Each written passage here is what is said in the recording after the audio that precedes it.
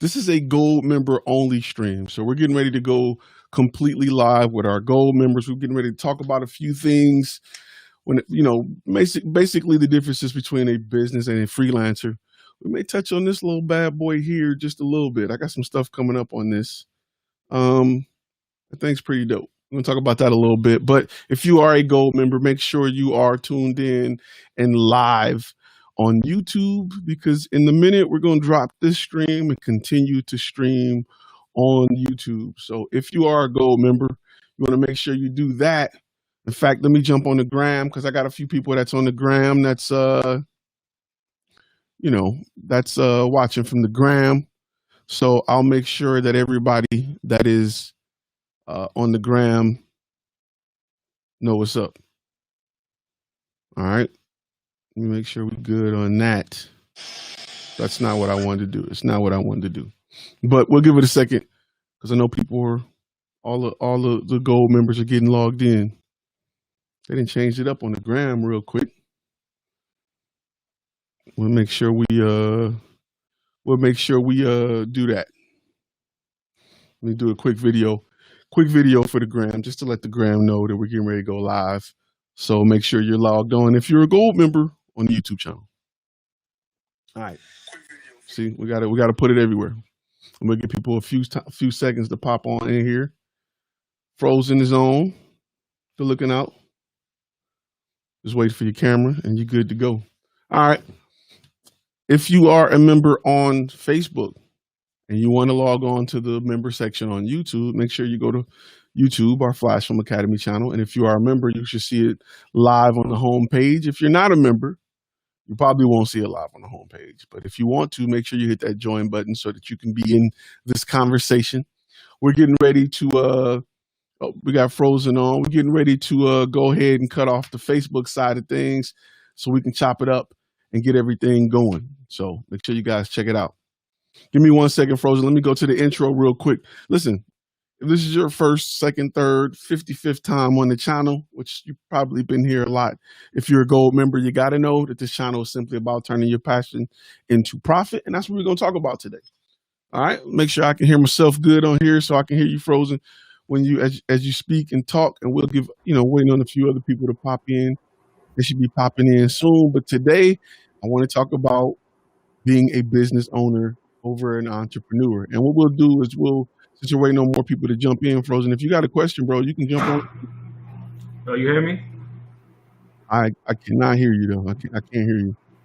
For some reason, the graphic. I see you, but I can't hear your audio. Yo.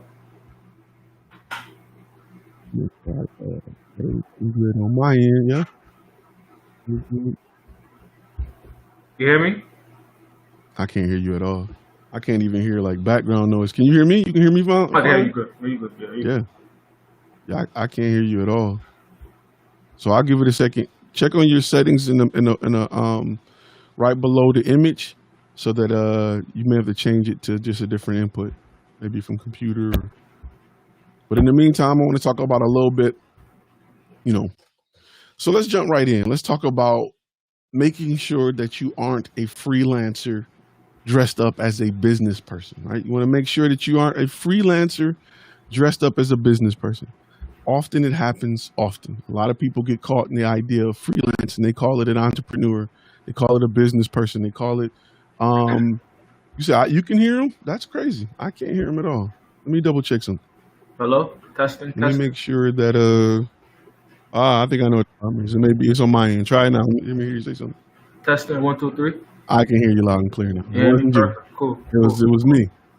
I apologize. How you doing? You good? I'm good. Yeah, I'm good. Just another day, another dollar. Just trying to trying to get it in. Of course. And trying to teach people the differences between being a freelancer and a business owner. We get a lot of people who are like, I'm giving an example of an industry where a lot of people say they're business owners and they're freelancers. A lot of Uber drivers, right? No disrespect or nothing wrong, but a lot of Uber drivers are like, I'm my own boss. I'm an entrepreneur. I do what I want. And I'm like, you are a contractor. You're a freelancer. You're not responsible for killing what you eat. You're just responsible for eating it. And that's nothing wrong with it, but you don't get to determine the price.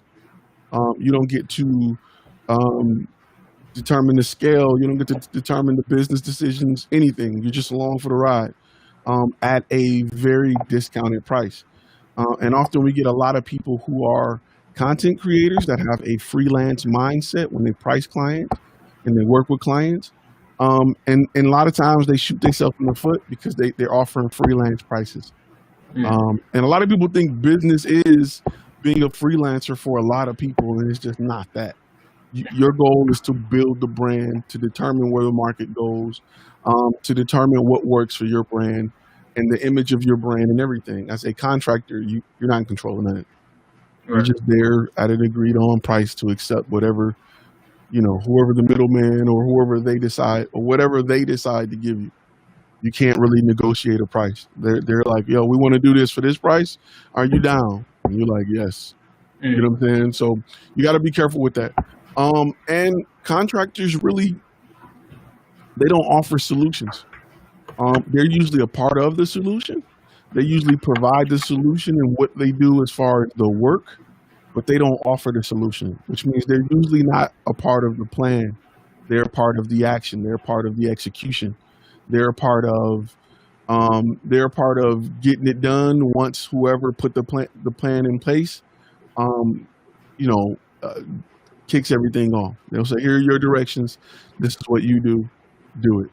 As a business owner, your job is to go in and provide that solution. Your job is to go in and say, hey, let me get a better understanding of what the problem is, and you're going to pay me for creating the solution as well as pay me for performing whatever it takes to do it. So, just like when you go to your specialist, kind of like your doctor, usually when you see a podiatrist, if you ever had any foot problems, usually if there's surgery, they're the one that's going to do it.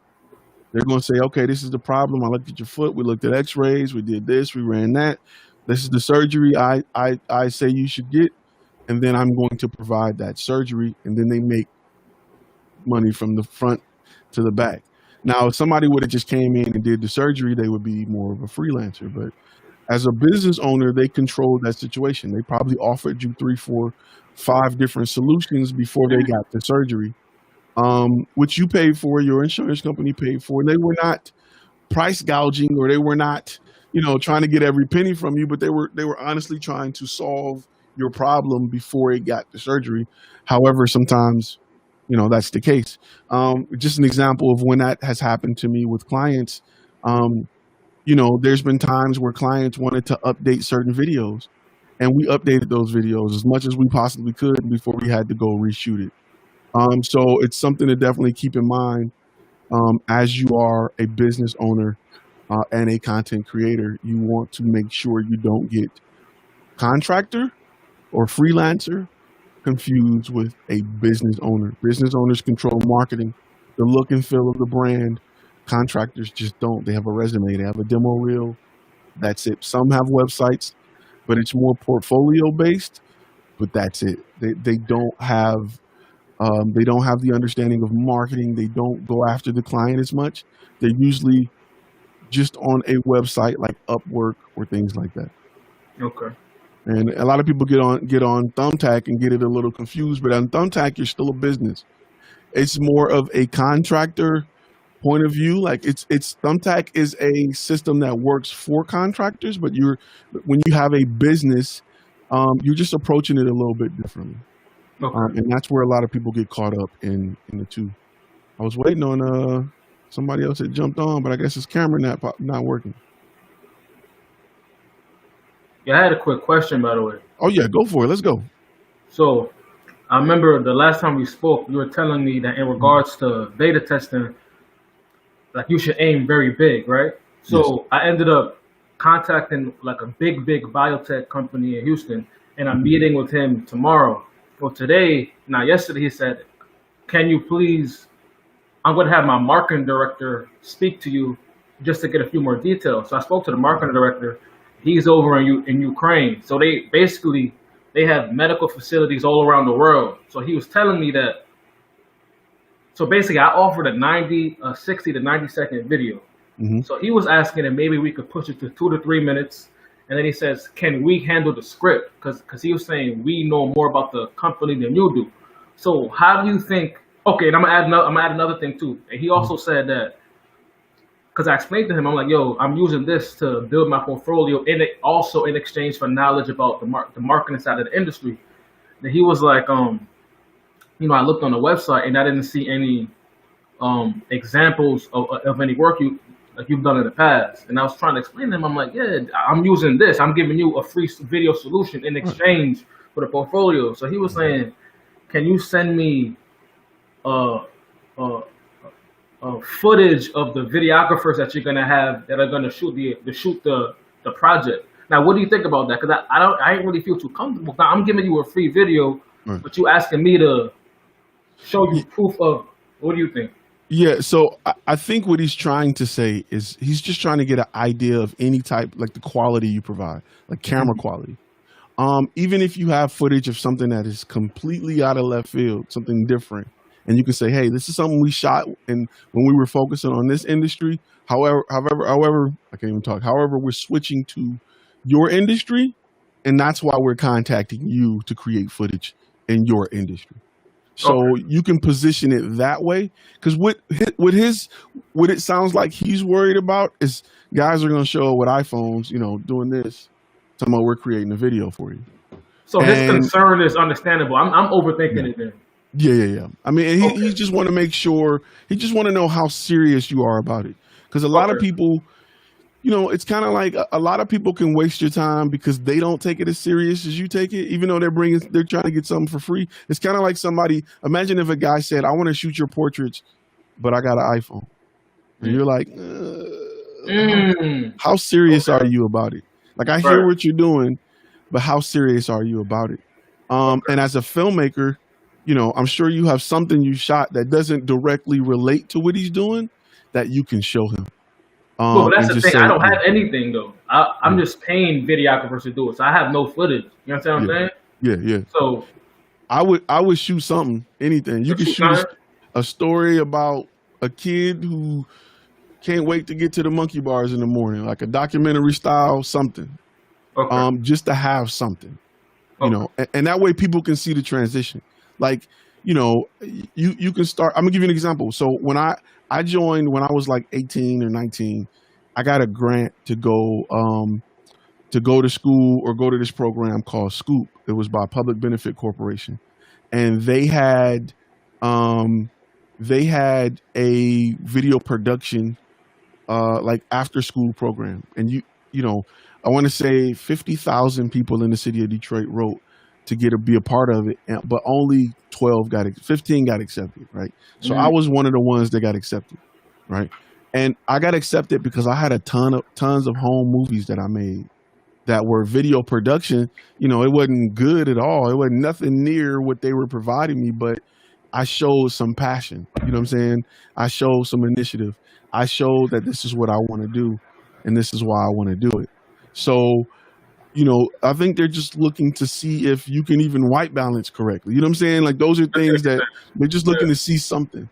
They may be afraid to waste their time, because you got to think, even though they're getting it for free, it's costing them labor dollars to pull somebody away from working on something and push them into something, into following you around and walking around and explaining it and even talking to you. It's costing them some money. So they don't want to do that for something that's completely unusable. So they're just looking for it. I said, how it's crazy you mentioned that, because he said that to me. He was like, yeah, even though we understand it's free and we appreciate that, but it's still a crazy investment on our part, that investment of time. Because they said they have to shoot medical facilities in Morocco or something, then have the videographer send the footage to me. That's taking, you know what I mean? Yeah, it's a whole lot of money.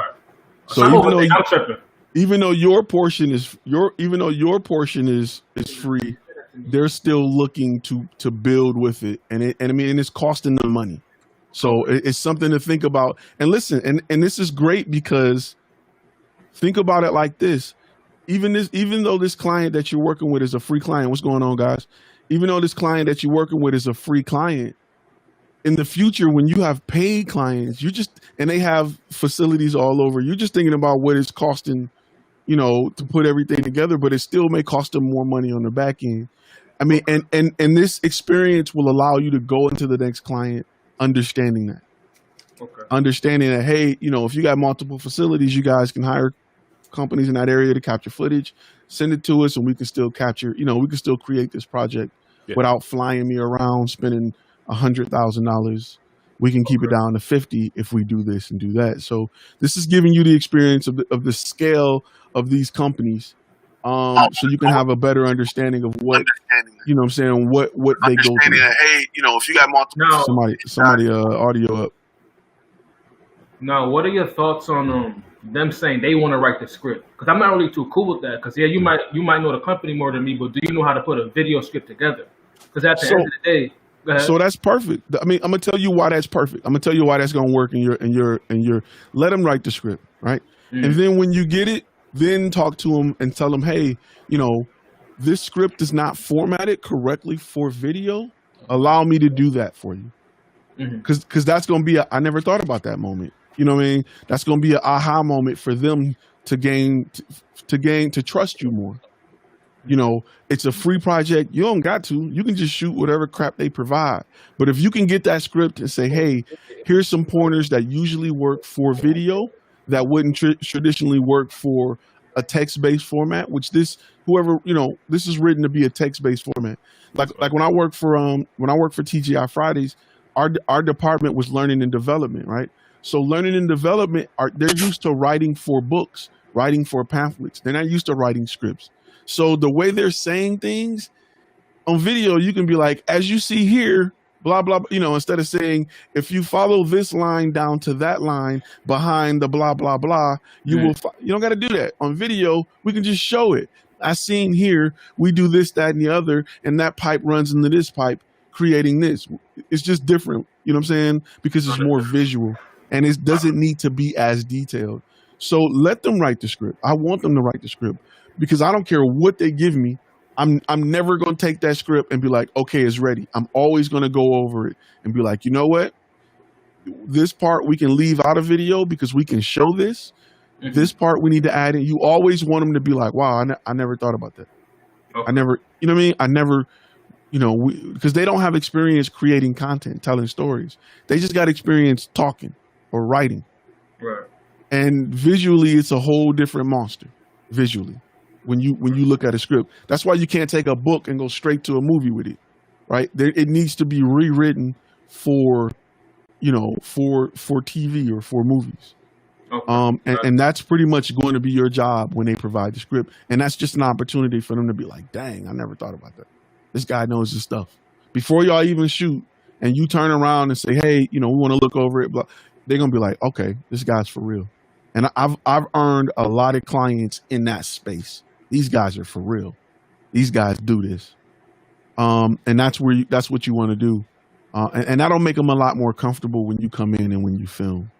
Okay. Because they're like, okay, this guy, with the pre-production, the schedule, everything this guy got set up, he got it. This guy know what he's talking about. So before we even get there to shoot, I trust this dude. Sounds good. Appreciate that. Thank you. Oh, no problem. All day. All right. We got Mario. We got Matthew. Rodney. What's going on, everybody? Everybody good? What's happening? I'm glad everybody's safe. Nobody coughing and sneezing. And I got allergies, man. I've been sneezing and folks been like, yo. I'm like, nah, bro. It's just the allergies, man. How's everything on your side, Rodney? Because we can't hear you right now. Yeah, I can't hear you right now. My bad. I was on mute. I was just saying, I'm doing good, but I'm still in the hospital, but I had to make sure I showed up tonight. That's what's up. How you feeling? You good? You better now? Getting there. When I think, hopefully I'm getting discharged tomorrow. It's supposed to be tonight, or today. They're going to keep me overnight, monitor me, hopefully discharge me tomorrow. Then I got to come back in 2 weeks and do some more checkups to hopefully finalize things. But should be good. It's a story for another day, my friend. Okay, we'll have that episode. We'll have to talk about that on the podcast.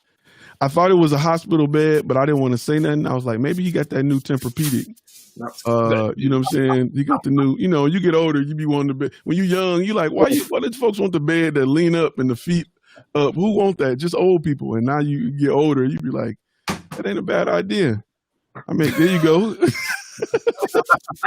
Leaning on us. He's leaning on us. Right. That ain't a bad idea. So. That wasn't smart, man. That was not smart. You're paying for it. I've been here chilling, man. I finally got my GoPro 9 in. Usually I buy nice. GoPros every third. Let me make it clear. I'm not special enough for this sending me nothing yet. I'm getting the real cheap. The cheap companies sending me stuff like I got a bunch of lav mics that are no name. As soon as you lose sight of distance, they cut off. But these I have to spend money on. But this I used to get GoPros every 3 years. So I got 3, 6, and 9. So I was praying for a big update so I wouldn't be buying the 8 all over again with a 9 on it. So it's pretty dope. I got a review coming. Nice. Oh, nice. You know, See that. I use GoPros a lot as like crash cams or like put them in little places. That way we can, we can definitely, put them to work in corporate America. Especially you do like you said, you working for the biological company. If they got any type of assembly line or belt, I usually put a GoPro on the belt and just kind of let it run and grab some nice little like time lapses or hyper lapses. Pretty good. Or I'll like with this tripod here, I can bend it and I'll put it on like a pole or something and just get an overall time lapse while I'm there. I got a lot of uses for GoPros with corporate work that will just enhance the final product. Nice. Something to definitely think about. What's going on, John? I can't hear you. We all did it, man. It's all right. It's all good. So we'll make sure we'll give them some time to go on. But while you do that, it's again, I want to make sure I go over the main point of it tonight is making sure that guys have a clear understanding of the difference between freelancing, contracting, freelancing, which is pretty much the same, and owning the business, being the entrepreneur running the show. Okay. So, and it's a lot of people get caught up in the contracting side and they call themselves, business owners or entrepreneurs, and it's just not the same. It's not the same. When you say contractor, I don't. Sorry, I didn't mean to interrupt. My bad. No. You good. I just don't want to misinterpret what you mean by that, and I think that it's about writing up contracts with a client. But when you say contracting, are you meaning when a client or somebody needs video work done, and through some means or medium, they come to you and say, "Hey, we can't do this in-house. We need to hire you or quote unquote contract you to do the job," and then that's it. Okay, yeah. So let me go into detail because that's a really, really good question. So depending on where you are in the process, right? Like a contractor is where a pharmacist is in the process of getting prescriptions, right? The doctor usually diagnoses what the problem is. They determine what prescription you should take. They write you a prescription. You go to the pharmacist. Even though the pharmacists are very well educated, they have a very high part on the totem pole as far as understanding, what medications work together. They are towards the end of the process. They're not there to diagnose you. They're not there to understand what the problem is. They're just there to perform an action.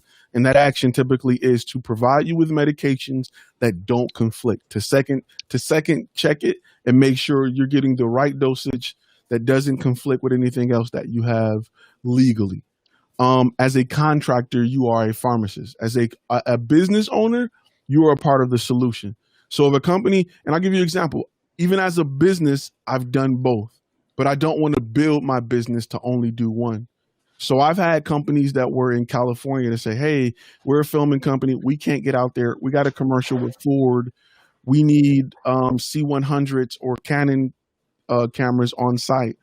Can you guys cover it next Tuesday at 8? Sure, we can cover it.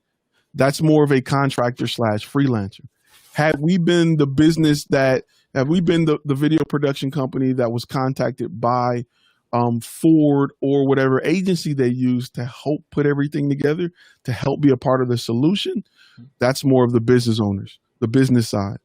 The point and the reason why this is important is because a lot of people have set themselves up to be freelancers with the mindset that they are a business owner because they're only stepping in to film. You're just a camera guy. They're going to tell me what to film. I'm going to go get my shots, and then I'm going home. The downside of that is freelancers don't make nowhere near what the business make. And the business is paid for providing the solution, and executing that solution and anything that follows that.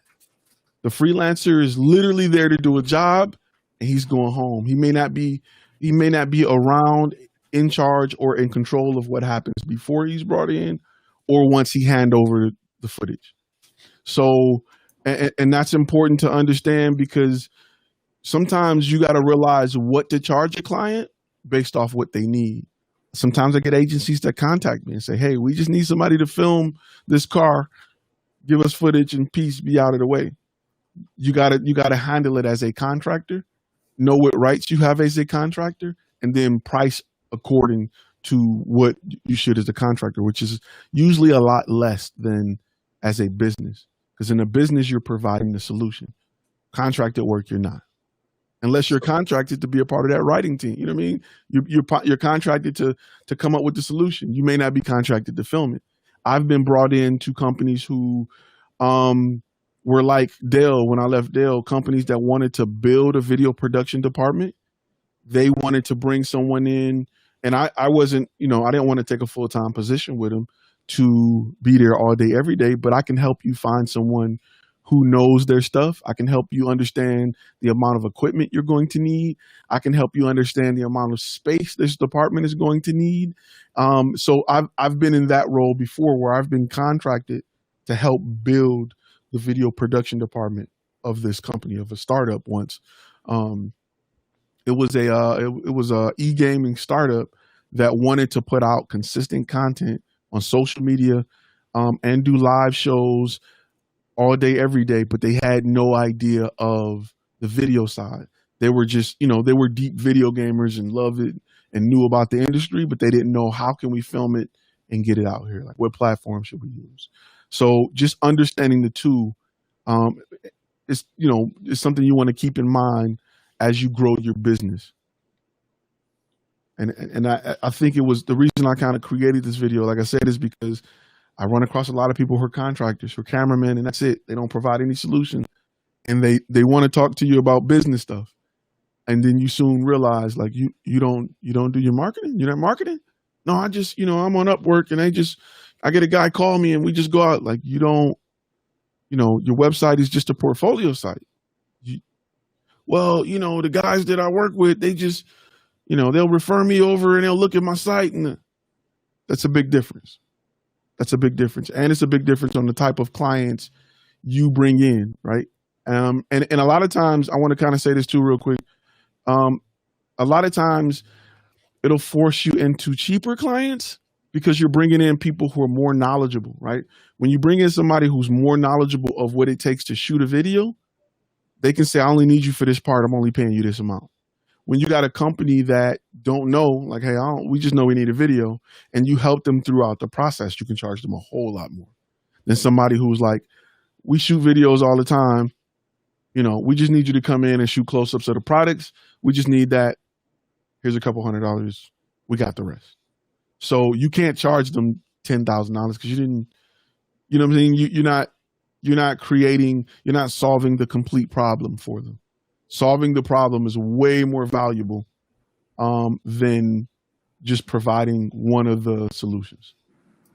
So it's like the difference between like a contractor and a business is sort of like the difference between a screwdriver and Stanley's, the company that makes screwdrivers, handsaws, stuff like that. Like a screwdriver is just can be used for one thing, but I'm not just going to build a house with just a Stanley screwdriver. Correct. Yeah, you can kind of say, even when you look at, so as a business owner, you are the home builder. As a contractor, your job is to come in and just to do plumbing. So the business owner the home builder is going to always make the most money. Now, they make the most money, and often because every part of building the house, they usually have in-house or they contract out. Just like you may contract out writing. Just like you may contract out editing if you're not an editor. Some people may contract out filming, right? But you are the home builder. You're going to get the big check, right? If you're a contractor, if you only come in just to do plumbing, you're going to get a nice check, but you're not going to get to check the homeowner yet. Because the homeowner going to get the whole check. You may just get 12% of it. and he gonna price shop you with 3 other contractors to see if somebody's willing to take 8 and still do the same job. So because the homeowner is usually working directly with the client and they're providing a solution. Hey, what kind of house do you want? You want marble here? You want wood here? What kind of shower? They're building everything. They're gonna get the biggest paycheck. Now they may, the homeowner may say, okay, the client wanted a fireplace we've never built before. We're gonna go subcontract the fireplace specialist. We'll bring them in, have them do it. And a lot of people are, plumbers, electricians, they're only doing a portion of the home building with the mentality that they offer the solution. And often people mess themselves up because they expect a bigger payday. They expect more from the client. Why am I only getting these cheap clients? Why is my business not in a position where I'm making $2,000, $3,000, $4,000, $5,000, $10,000 a job? Why am I still struggling doing this? And often it's because a lot of people have contractor mentalities. They don't really want to do any type of marketing. They don't really have websites that are, decent. They don't really work on, a nice business card, a nice logo. They don't work on any type of online advertisement. They just want somebody to call them and say, hey, we're building a house over here. We used y'all last time. We want y'all to come do the electricity in this house too. Okay. So a lot of contractors, you don't see a lot of marketing for contractors. You just don't. You don't see, rarely do you see, you may see marketing for companies that offer to fix stuff like plumbers and electricians, but you don't see a commercial saying, hey, I'm an electrician. If you're building a house, I'm the electrician you want. It's usually a small circle of networking and a small area where contractors usually work with those who offer, they usually work with home builders directly. It's not usually a public thing. And once you build that relationship, you may have a home builder that uses you for everything. I've had friends that had landscaping companies and they, they'll get contracts from home builders that would build these neighborhoods and want to keep the lawns, perfect until somebody bought the home or moved in, or they wanted them to come lay grass in the lawn. They didn't do much advertising. They didn't have to. They just developed relationships with contractors where they bid it to be the lowest price and got selected. So I want to make sure that in building this brand, this company that everybody's watching this is looking to build for themselves, they're not stuck in a contractor's mentality in hopes of a business with business ideas and business success. It's kind of what they say, beer money with wine taste. That's usually what happened is people are stuck in that contractor mentality. Like, why my business ain't blowing up? Why? Because they haven't taken that full-on business approach. Real quick, Josh got a question. What do you do when your main client calls you and you're too busy with other clients to take the job? I don't want to let another company slide. That means you have to get to the point where you're hiring people to cover events. It's time to bring somebody aboard to cover an event.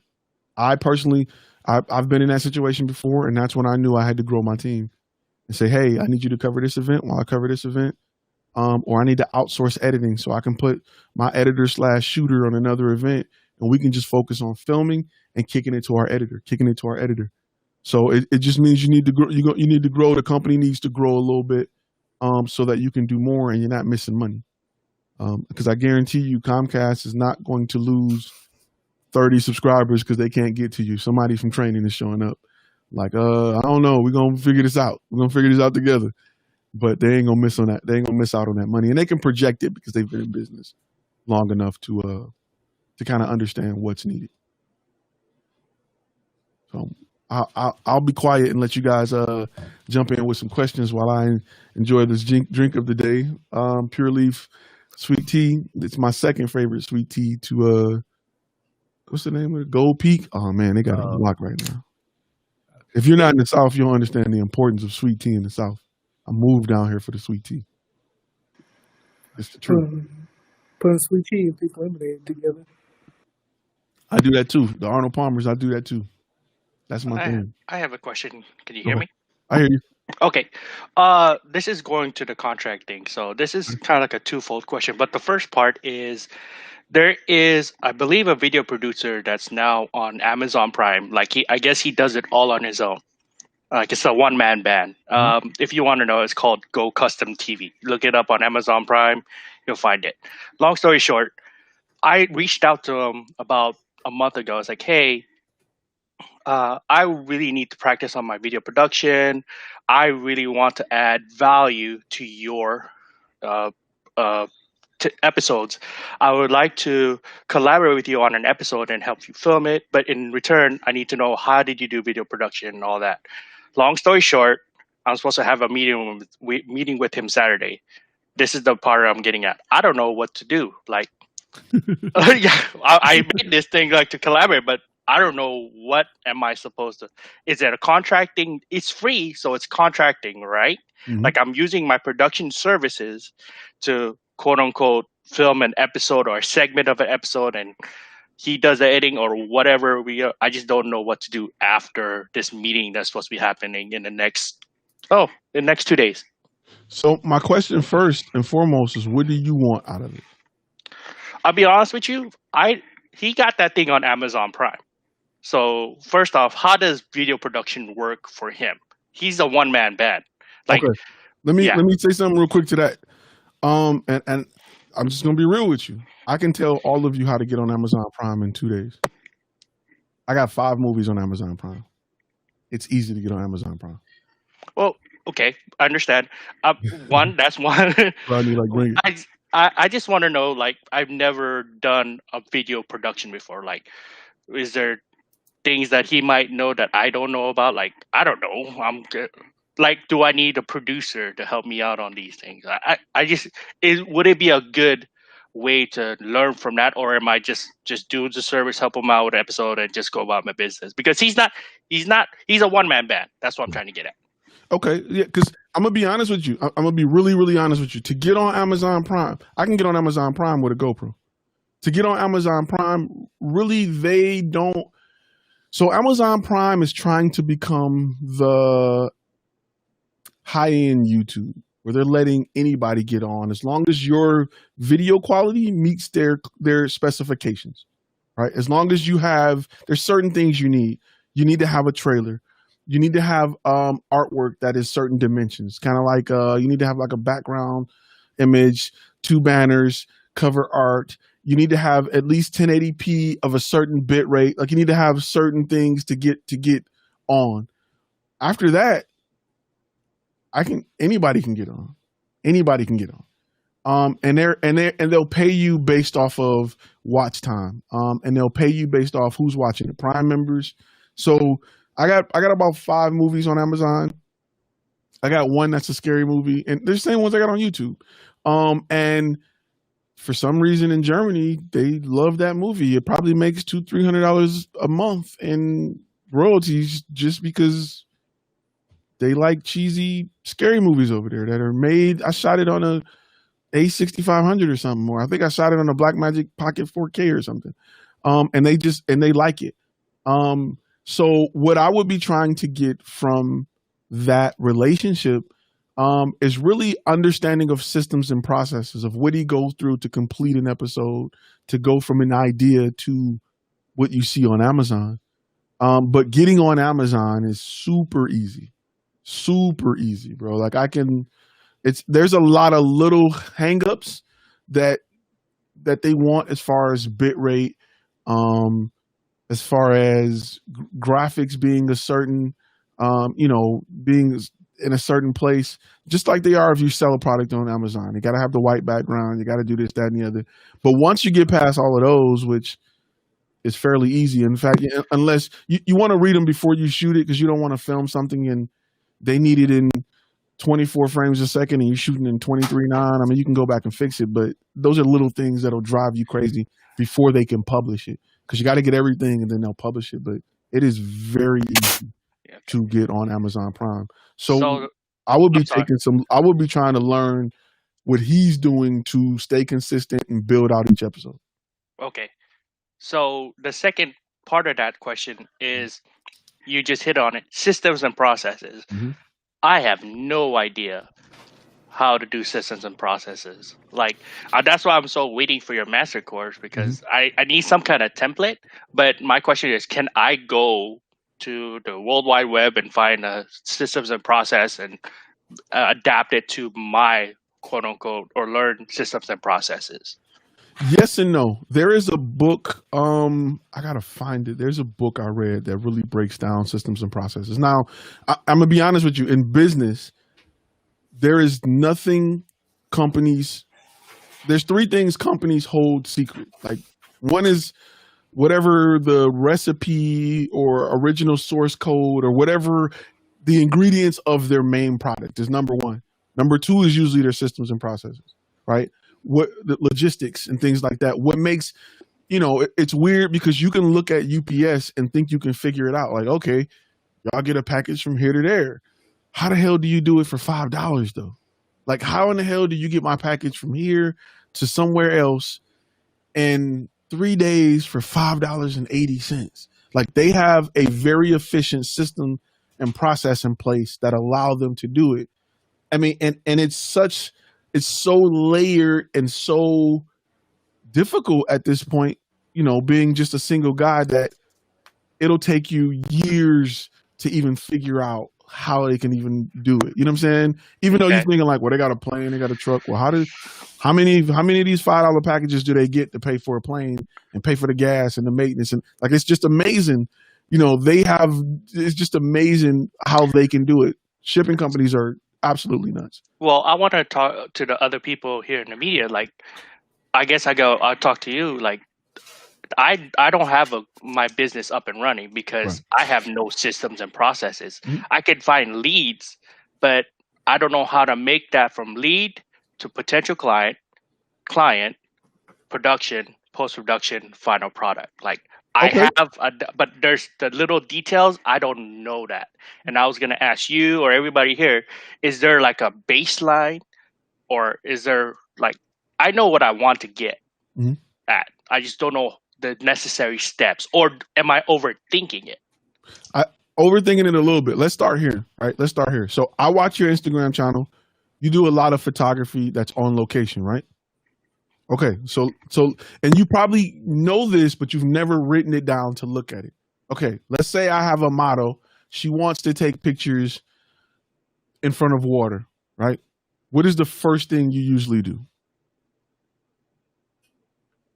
I can't hear your audio. First off, time of day. Like, when is the shoot gonna be? Like, and then from there. So that's perfect. So the first part of that system is understanding what time of day. So you want to make sure that's all in step one. We determine it. You said what time of day? What about what else? What's the next thing we'll look at? I'll look at the place, the actual place, scout the area. Okay. What's next? I look at the equipment I'm gonna need, the necessary equipment I need from there. Okay. In that order? It's usually in that order, right? Literally in that order. Because you don't want to take a bunch of flashes if you're going during the day. You want to you don't want to take a diffuser if you're going at night. So right now, just on that part, just step one of the system or the process, I would say, to shoot a on location shot is location. I'm sorry, time of day. Then you said location. Then equipment. Exactly. So those are things that you would write down to create that process. Because guess what? If you pass that to Jay Wonder Trust and he working for you, he got a list of how he needs to handle it. Now, you may find some type of, there may like there's a reason why equipment is on that list, because it allows you not to have to show up with everything you own, and it makes you more efficient. You've learned that from experience, from showing up with the wrong gear. Like, dog, I got too much crap. That's something that and companies go through that learning period to become more efficient. So Hard Knocks. Okay. Yeah. So the School of Hard Knocks, as you say, I'm gonna have to bite the tongue. But if I'm doing for free, that's when I learn. I get that. My thing is things I don't have experience in. Is like corporate video production. You know, I mean, like they're gonna expect like my first paid job. Yeah. Something, and they're expecting, if I did everything, if my website's right, I got the great demo reel, and I got that trap going, I'm scared dead. It's like, oh crap, someone is taking me seriously. But it's not too far from what you're doing. You still got to find it. You still got to determine the time you're going to shoot it. You still got to determine the location. You still got to help them decide what to wear. Hey, don't wear polka dots and stripes. That's something that, I mean, what you're doing now, we're just going to adapt it to a different end user, but it's the same thing. It's just that often we do it so much, we don't sit down and really map it out. And that's what I encourage you to do, is sit down and map out. What do you do with every single, and why do you do it? You know what I mean? Once you map it out and you can look at it and be like, okay, I do this with everybody. You know what I'm saying? And it makes life easier because you don't have to, like, I used to hate wrecking my brain. Like, dang, I know I'm forgetting something. Dang, I should be doing something. And I started writing it down just so I can have a checklist of what to get. Even when I'm shooting talking head, you know what I'm saying? I'm taking notes while they're talking so I can have a checklist of the B-roll. On my checklist is to take notes or have somebody there to write down the things that they said that sound like things we're going to use, so we can make sure we can add that to our shot list. So we'll have a live shot list right on location. Because I don't like to make a shot list before. I mean, on certain things, I know we're going to do like a building shot. I know if we're there to capture the assembly line, I know we want to get the assembly line. But if they're talking about certain aspects of it or certain parts of it, I'm usually making a list, or I have an assistant that's making a list. I try to keep it a separate person because I'm worried about exposure and all kind of stuff. So, you know, I don't want to have to go back and look through tape. I want to have it ready to go. So my assistant, I'm like, what we got? Well, he said this, he said that, he said that. Okay, cool. Let's go get it. Let's go capture it. So you're doing it. You're just not mindful of it. But you have processes that you do with every single shoot to get the result that you get. And as you become better as a photographer, you become better because you learn what to do, what not to do, and what order to do it in. The goal is to write that down and make sure that you have that in place. That's why I always say, people are like, well, what's taking the master course so long? Is me getting out of my head what I do, why I do it, and what order I do it in, so that I can hand you that process to do yourself. That's the hard part. Yeah, and I would just say some of it is going to be trial and error. You got to learn what works for you, because the way Ty do it may not work for you. The way that I do it, or Jay Wonder Trust, or whoever, our system might be no bueno for you. Correct. So you're gonna have to experiment. You're gonna have to try some different things out, and you'll figure out what works. Because you'll know, like, you'll do something and have to go through the process and be like, I don't ever want to do that again. Billion-dollar companies are still looking to be more efficient. It's just, you never stop learning. You never stop finding ways to be more efficient. I'm not saying I want autonomy. Like, that'd be great, but you're right. I want to learn. My biggest fear, I'll be honest, is this is a multi-million-dollar. I want to do $10,000 video productions or more, or whatever. That's my goal. That's right. That's as my you goal. grow, you're going the same way you have a method for photography. You're gonna have that same method for sales. You're gonna have the same steps. Just like you got 10 steps of things in your head, and you're like, okay, what time of day? What's the location? You're gonna have the same thing. They called in and said, or they sent me a message, said they want this type of video. Talk to them, ask them these questions. From those questions, I determine this. I prescribe that. You're gonna have the same steps. And the goal is to develop those steps based off your niche. But the sales process, once they fall into the trap, it works the exact same way. And we're about to go into a dating analogy. I wish Fun Film was here to see it, but we're about to go into a dating analogy. And I'm gonna be really real with you. If I'm on a dating site, bro, I'm using a copy and paste because everybody there is looking for the same thing, right? They're looking for a partner. I don't need to write nothing different for everybody because everybody's there looking for the same thing. Why would I write something different? Why would I sit here and wreck my brain like, oh, the stars in your eyes is blind? It don't matter. McDonald's don't do it. When you go in there, they don't come up with a new menu for you. They barely come up with a new menu for your location.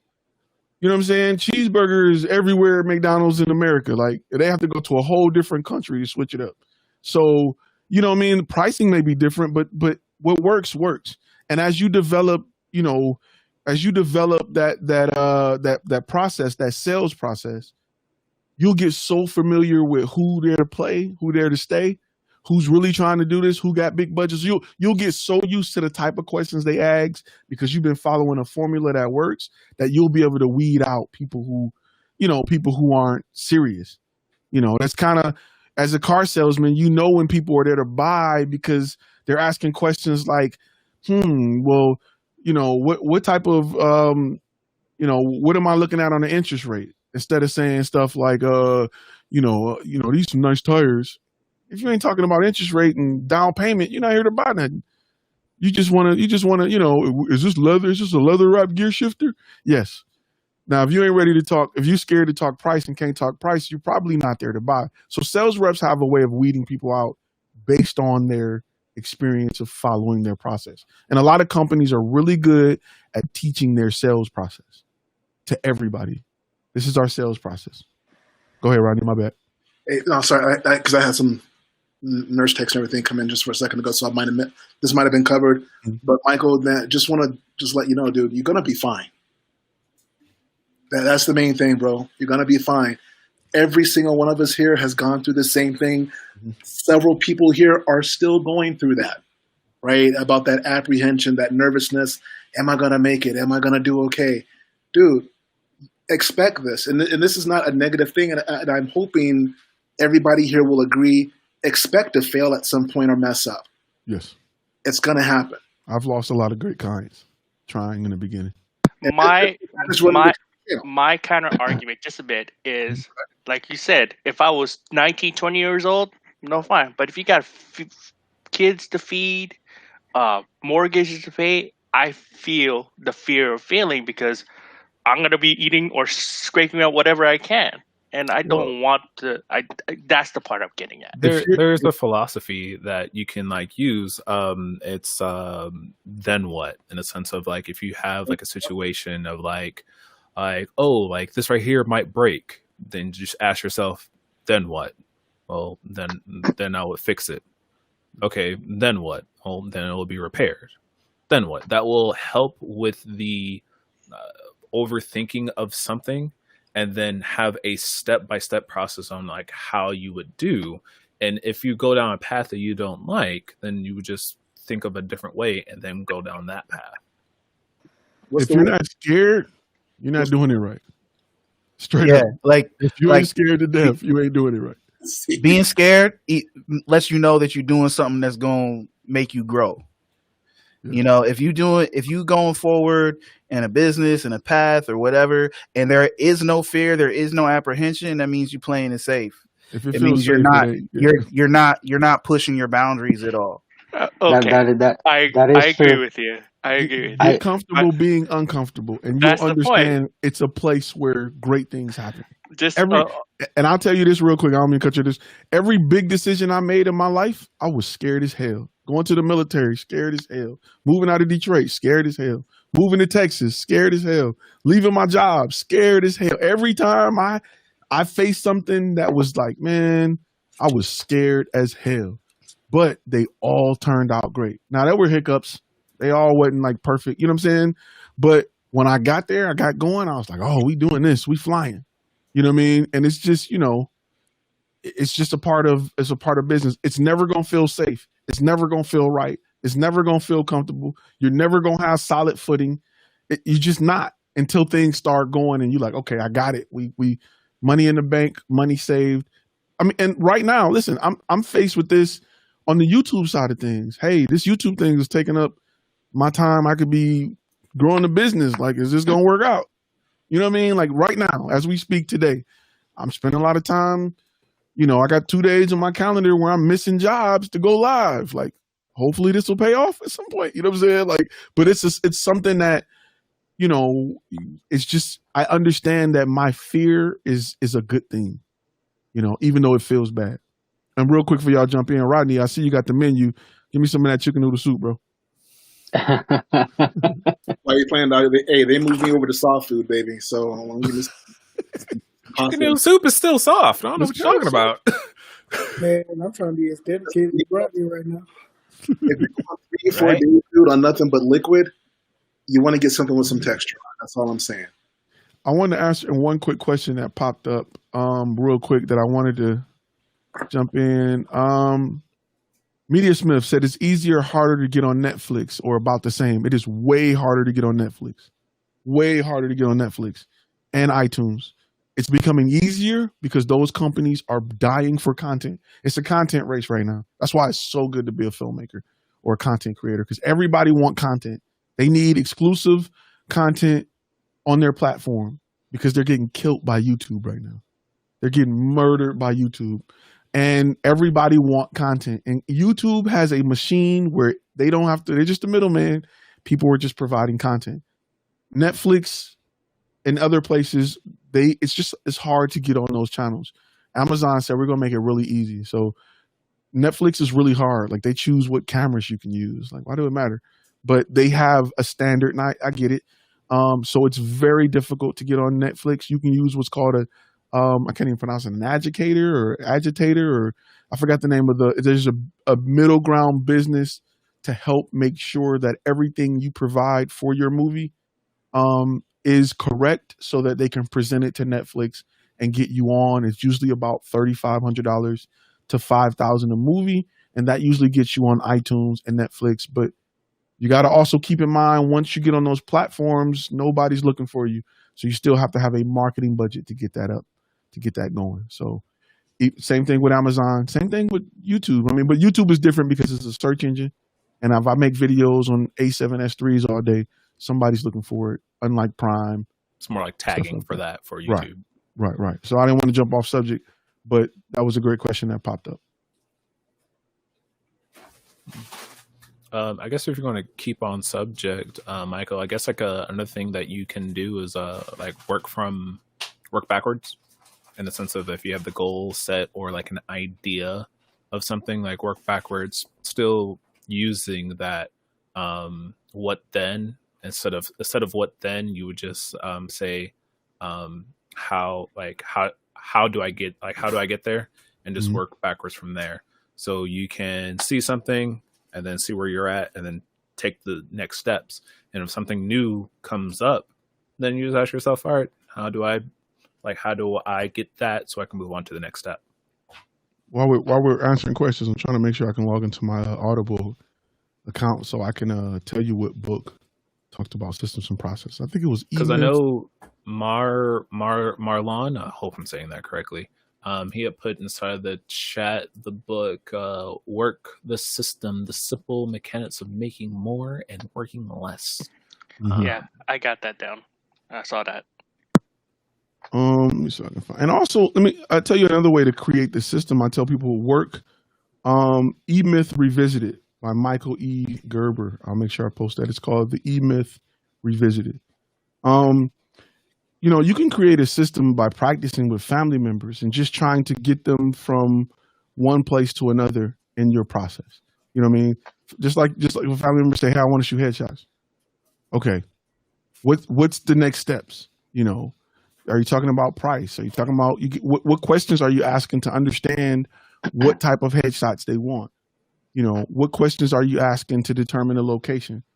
And from there, what's the next step? So literally that whole process you can document and then apply that to everybody who's coming to, and that's why, when you have a niche and you start off in 1 to 3 places, you're conscious of these questions because you're getting them over and over again. And it allows you to be better at answering them. It allows you to sharpen your knife in those 3 places, where if you do everything, you may get a question from a big $1 million client that you haven't seen in 2 years, and you can stumble on it and they're like, we out. Because these guys, that's all they do, and they can answer this question without a problem. They've seen this situation before. You seem like you haven't. So it's important that you pick a niche, and you learn within that niche so that you can combat all of the problems and questions you may have from that type of client. And that'll make you an expert. It'll make you a beast at it. Thank you, y'all. Appreciate it. So I have a quick question. Dealing with some customers, how do you feel? How do you deal with a customer that always says, "I don't know, I don't know"? That's perfect. That's the customer I want. I love customers that don't know, because they pay more, because they need more of a solution. My product is bigger with them, right? I want customers that don't know. I'd rather have a customer to say, I don't know, than a customer to say, this is exactly what I want. Because that customer to say, this is exactly what I want, they may have, they may have Transformers in mind with the Blair Witch Project budget. You know what I mean? They may want me to shoot the next Avengers. In their mind, they see it that way, but they don't have the money to help us get there. A client that's saying, I don't know, I can always wow them because they didn't have an idea of what the end result looks like. So when I present it, they're like, wow, I didn't know this was possible. So I love clients that say, I don't know, because it allowed me to educate them. If I can educate them, they trust me. If they trust me, they're going to spend whatever I say to get it right. And if they spend whatever I say to get it right, we're going to have the means and the ability to do a great job, to make their project great. And then I have a customer for life that's paying what I'm worth consistently. So that's the person I want. Give me a lost. I just know we need video. I love them. Those are my favorite ones. So yeah, find them all day. Keep them close. So with customers that you deal with, how long do you with your first time talking to them? Mm-hmm. How long do you sit there and converse with them? Like, say for example, the people who say, I don't know. Usually I try to set up an appointment, especially if it's a big company, or I try to set up time where we can kind of work out the scenario. And just like just like what Michael was talking about with his process, if I met a model and she said, I want to do an outdoor shoot, right? Just the same question Michael's just shot off, boom. Because from his experience of working with outdoor photography, simply take somebody from, I don't know what I want to do. Well, what time do you want to shoot it? I don't know, maybe when the sun is, when it's real golden. Okay, so now I know. We got a water shoot at golden hour. Hey, what type of outfits do you want to wear? Is it something where you want to do a dress, a polka dot dress on a rock? Do you want a bathing suit, bikini? Tell me more about your idea for what you want to wear. You know what I mean? Some girls say, hey, this is what I want to do. Some say, I don't know. Well, let's bring in a stylist to help you make that determination. So once you go down that path a lot, those I don't knows become gold mines. And you have the experience to steer your client in the direction, direction that helps them best. And not, the goal is to have that experience to steer them. And if you can steer them and answer their questions and provide a solution along the way, the sky's the limit. Rodney, you're on mute, Rodney. I don't know if you're talking to the nurse or you're talking to me. Definitely he's talking to the nurse. Oh, you're probably talking to the nurse. So I do have a personal question. So as far as, because you went to Full Sail, mm-hmm. Right now I'm stationed at Patrick Air Force Base, and it's like right there. So when you was out here, I know you saw a lot of opportunities out here. Do you have any advice or places that look like they might need help at that time? So I did digital cinematography, which is online. So I did come out there a little bit because I thought about taking the whole filmmaking, but I went with digital cinematography thinking, because they kind of advertise that you'll be able to shoot for companies and things like that, but it was just a complete waste of money. I mean, that's just the nicest thing I can say about it. Like, it was, other than the cameras they send you and the laptop, it was just a complete waste of money. And it was the GI Bill paid for it, and if I had to come out of pocket, I would have been filing a lawsuit. Like, it was that bad. I spent a year working on Excel sheets to write out a budget for a movie, and I was like, bro, like, well, how's this gonna help me? Like, you know what I'm saying? Like, when I say, and it's funny because I went after I started my business, and I felt like they were teaching me 1980 stuff in 2020. You know what I'm saying? Like, it was so behind, and it had nothing to do directly with business and everything. Like, they're teaching you, like, you got to network with people that are in the industry, and I'm trying to start a business so I can shoot for I felt like the information they taught worked in a world that was just too old. It was such an old business model that they were teaching you. Go work for a news station and work your way up and start off taking out trash. And I would say this about Full Sail. Full Sail does not teach you, because I went to Full Sail also. Full Sail doesn't teach you how to start a business. That's not their goal. The goal of Full Sail, and they will tell you this, is that by the time when you come out, they're trying to prepare you for to start a career in whatever industry. Right. So to start as a worker in whatever industry. Now, depending on the industry you're aiming for, that might mean you're starting out as a freelancer or what have you, but they're not teaching you to own a business. They're not teaching you how to run a business. Like they might, like if you're taking one of the business degrees, then maybe they're teaching you business principles and business management and things like that. But like if you're taking that digital cinematography course, they're not teaching you how to run a cinematography business. They're teaching you how to be or they're supposed to be teaching you how to be a cinematographer, with the expectation that you'll probably come out, you're not going to be the cinematographer on a movie unless you're maybe doing an indie thing. You're probably going to start out being an assistant or whatever. They're preparing you for entry at the bottom of the industry and to work your way up. That's what they do. I even felt like with the digital cinematography course, they didn't even really. Now I have friends that taken the filmmaking course, but throughout the digital cinematography course, I honestly can't remember a time where we really focused on lighting, where we focused on things like that, like how to get great image. It was like cut your camera on, move your exposure dial until the line is in the middle. This is what, it was never like an in-depth, we're going to show you how to make stunning video. Like we're going to show you how to capture great images. Now I got friends that went to Dallas Institute. I got friends that, like I said, did the filmmaking side, where I felt like they got that with the digital cinematography. We learned about how to write a story based off like Shakespeare, and you know what I'm saying?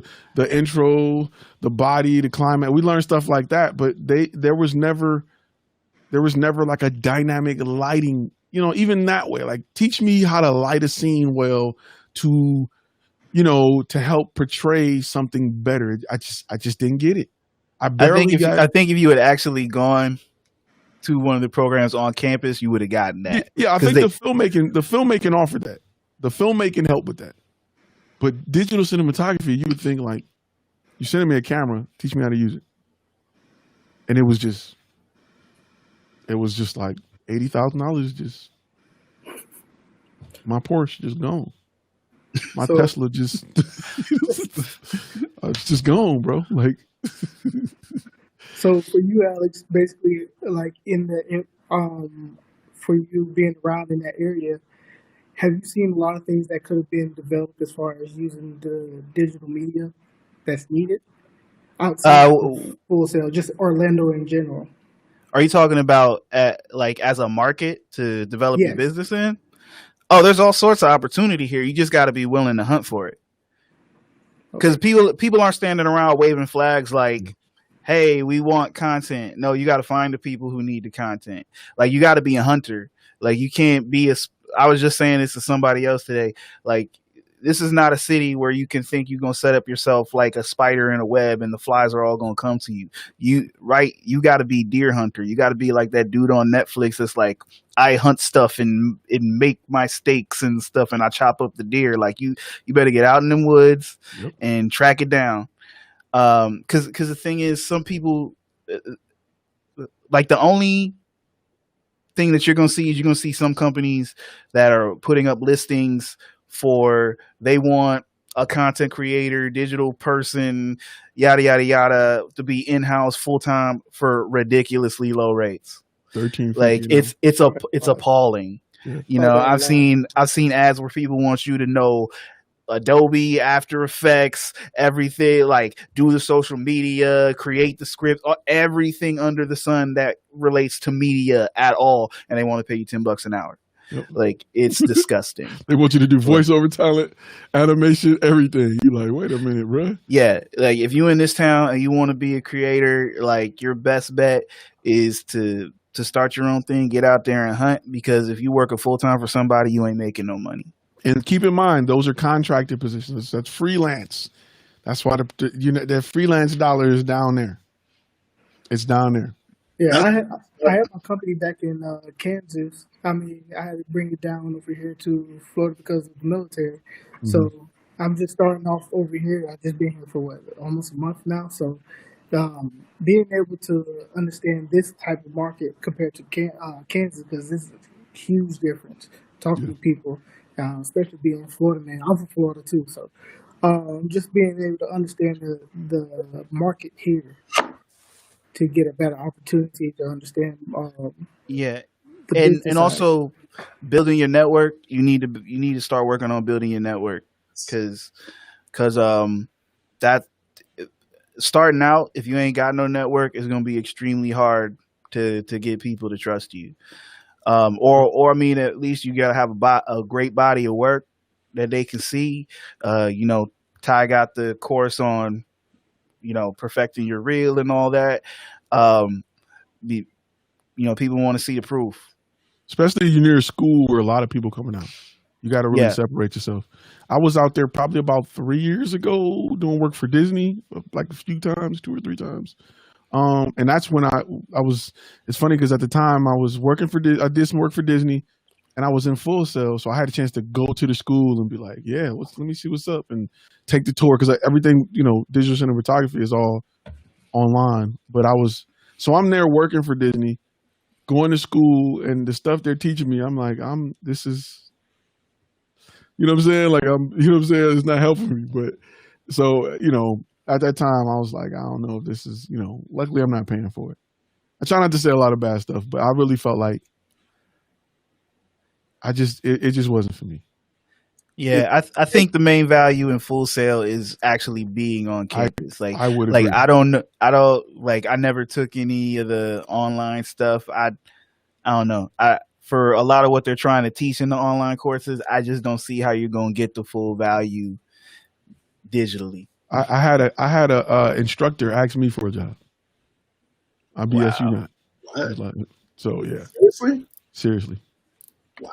This is where I would say it is important, like Alex was saying, because I don't know if it was you, Ty, that mentioned it, about the old school ways about teaching things and, building your network and doing this and working the hard jobs and working from the bottom on the way up. I would think that it's at least important to develop a network of folks, a circle of people that you can work with, work alongside, maybe work for, depending on what the situation is, maybe as a contractor, to not just improve your game, also maybe sometimes learn those systems, right? Because there are going to be those times where they need somebody that, hey, look, you know what? I might need a contract out, or can I hire you to do X, Y, and Z? And because you've been reliable, dependable, you produce great content, you do a good job, you go above and beyond, you're going to be in the forefront of their mind. Correct. Yeah. I mean, that works with building your network and marketing as well. That's why you still see Coca-Cola commercials. Right. They know what Coca-Cola is. But when you're thirsty, they want you to think about Coca-Colas. When you walk in a store, they usually got something out front so you can think about it. So yeah, it's, networking is a form of marketing. So yeah, it works on both sides. Yeah. And also, Jay, I'm still here in the area. So feel like I've been here for, Jesus, it's been way too long. So feel free to reach out, hit me up. Like, we can chop it up. It's whatever, man. For sure. So everybody that's in the Facebook group that hear this, that's out in Florida, Alex said you can stay at his crib. I ain't say that. The wife wouldn't be having it, man. He say rent free. You can stay at his crib. Nah, rent free. bro. At least the backyard. At least the You can stay on backyard. the Don't try couch. to play me, man. But you got to bring a lens. What kind of camera you got? I use a GH5. Okay, you got to bring any Panasonic lens for him as his gift, and then he can give you some couch space for any lens. That might work. I'm a cinema lens glass. I got you, bro. Cinema glass only, and you can stay for a day. Too easy. You can stay at my house for some cinema glass. You bring it here. I ain't gonna ask no question. You open the case. If you got the whole set, if you got all 4, you just got you a week in my crib. Let's go. Whole week. Sunday to Saturday. I'm sorry. Just don't. If it's rented, it ain't going back. That's on you. That's between you and Lynn's rental, whatever. They got your information. Bring me a set of Adris. Right. Hook me up.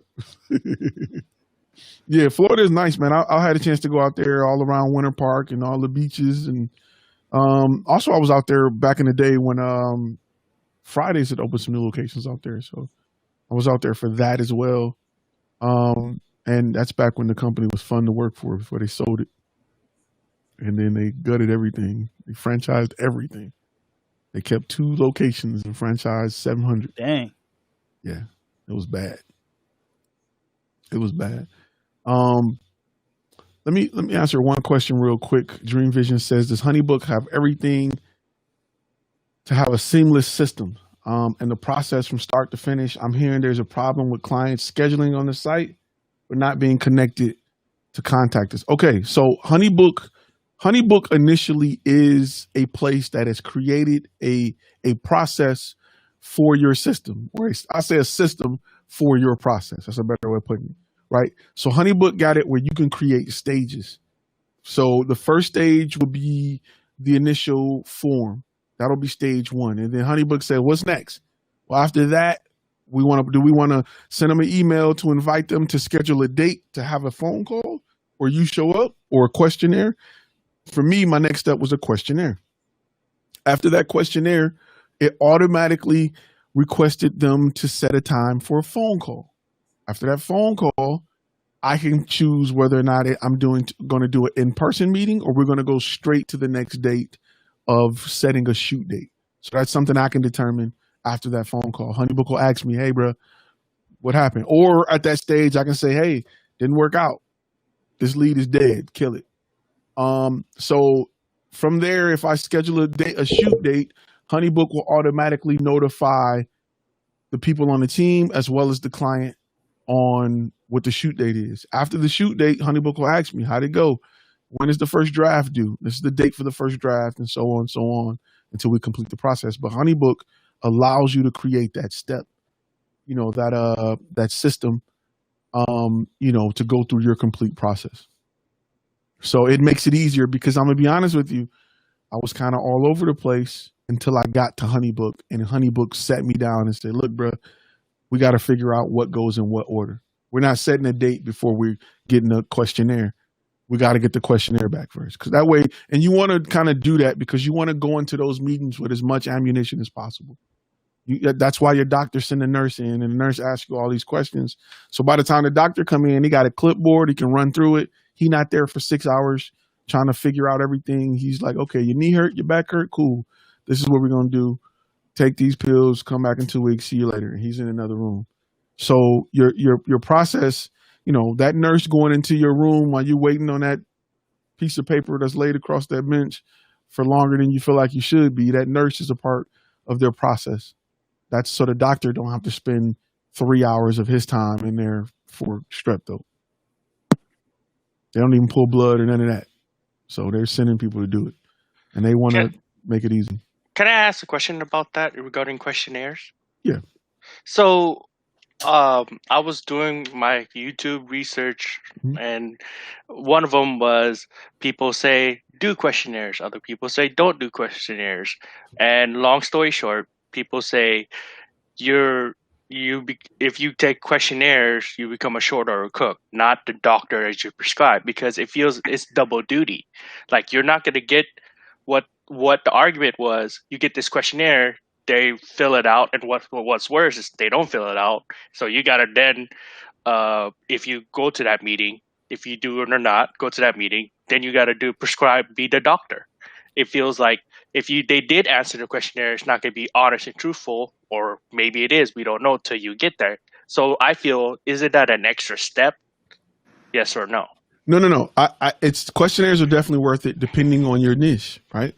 You may be in a niche where you're doing a $200 headshot, right? Let's say you're doing $100 headshots. People aren't going to fill out a lot of paperwork for that. They're just not. If they're doing if a customer's spending $10,000 with you, they want to answer every question possible. It's just like if you're going to get a surgery, if you're going to have surgery, you're going to answer everything that doctor's telling you, because you don't want to die on the table, because you value your life. When you meet a client that value what you provide and they value what your content can do for them based off their situation, based off their problem that you have provided a solution for, they're willing to fill out the information. Clients that give me more information is usually willing to give me more money. Clients that's not, they don't got time for it because it's not, you know what I'm saying? They're not spending a lot of money on it.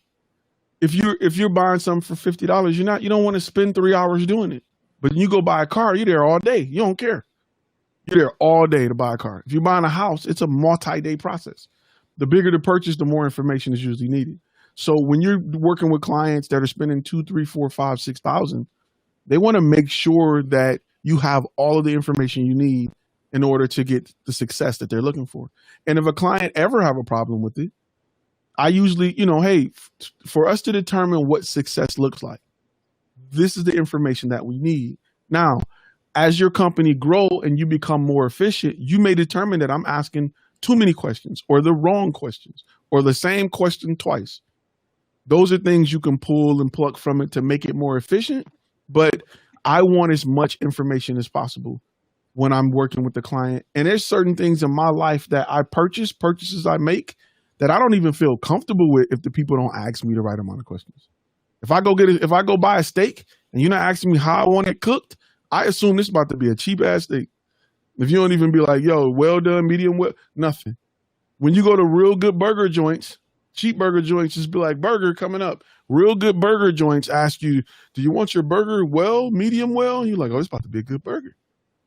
This is about to be, you know what I'm saying? This is about to be. So you want to make sure that your questionnaire is in place, and it gives you an opportunity to look very professional, to sell value, to look like you're knowledgeable about what you're asking for, because of the questions that you ask. Because when they're filling out that questionnaire, they're going to also have, wow, I didn't think about that moments. So by the time they get you on the phone, they have questions about questions, and that's perfect. I'll also say that having a questionnaire or a discovery form, it's also a qualifying tool. Like for me, if I get a client who's unwilling or gets mad at the prospect or potential client, because they ain't a client until they pay, a potential client who gets mad or doesn't want to fill out the discovery form, I probably don't want to talk to him because mine's only 10 questions. Half of them are multiple choice. If you ain't got 5 minutes to fill that out, then you probably not going to listen to anything that I have to say. You ain't trying to work. You know what I'm saying? If you don't fill out 10 questions, you're not really here trying to get this. Right. And the type of answers that they give you can once you get used to getting these forms, the type of answers that they give you can give you not just the content of the answers, but the way that they answer them can give you a lot of information, a lot of context about the potential client. You know, like if somebody, like you could tell how passionate somebody is about their business. You could tell if somebody is, you can tell how, you can kind of gauge a little bit, not absolutely how serious somebody, like you can kind of gauge how serious somebody is about the whole thing. Like sometimes I could tell like I'm going to have this conversation anyway, but this isn't really going to go anywhere, you know, because sometimes you might be surprised. Yeah. So the reason I brought this up is because I did 4 jobs and I sent a questionnaire. Oh, they're free. Sorry. Let me put that in context. They were free production and they didn't answer any of my questionnaires. And I did it, you know, to get experience and knowledge. And I felt that I asked them, I want to know, why didn't you answer it? I felt like I was doing homework. That's what they felt. Okay. I'm going to tell you. That's perfect. I'm going to tell you what I would say to them. Hey, we can't move forward because you haven't taken the time to answer.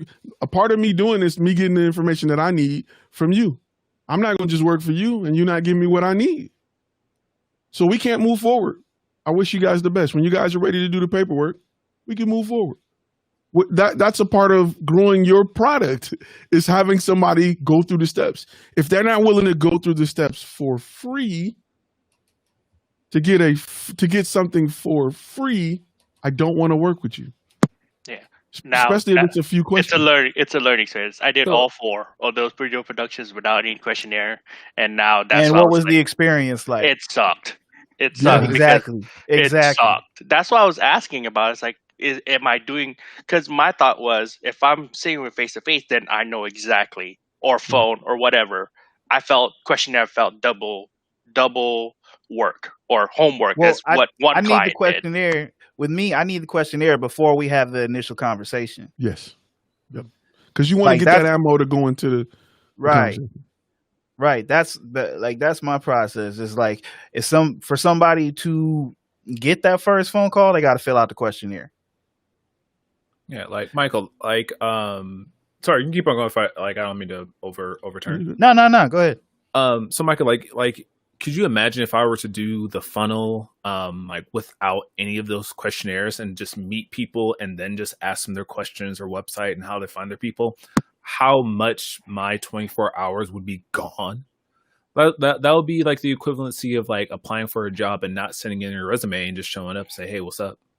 Like it allows, like the questionnaire allows you to, like Ty says, like bring in ammo when you are talking to them, cut chit chat, but also if it brings in a possible lead so you can like market to them again. Like that's from Ty's videos. That's what to me is like the main important thing is like the ability to market again. Even if they don't go forward with it, I got enough to market again. Having a customer without a questionnaire is like getting married without some dates. There's no period for me to get to know you. It's just like, we doing this or not? I don't want to jump into that. I need to ask some questions. What your credit score look like? I need to know these things before I could make this commitment. You know what I'm saying? Frozen, go for it. So this question is for Ty, Alex, or anyone else who familiar with questionnaires and discovery forms. If you do encounter a client that you feel isn't qualified, what do you say to them then? Like, how do you gracefully let them go? How do you go about that?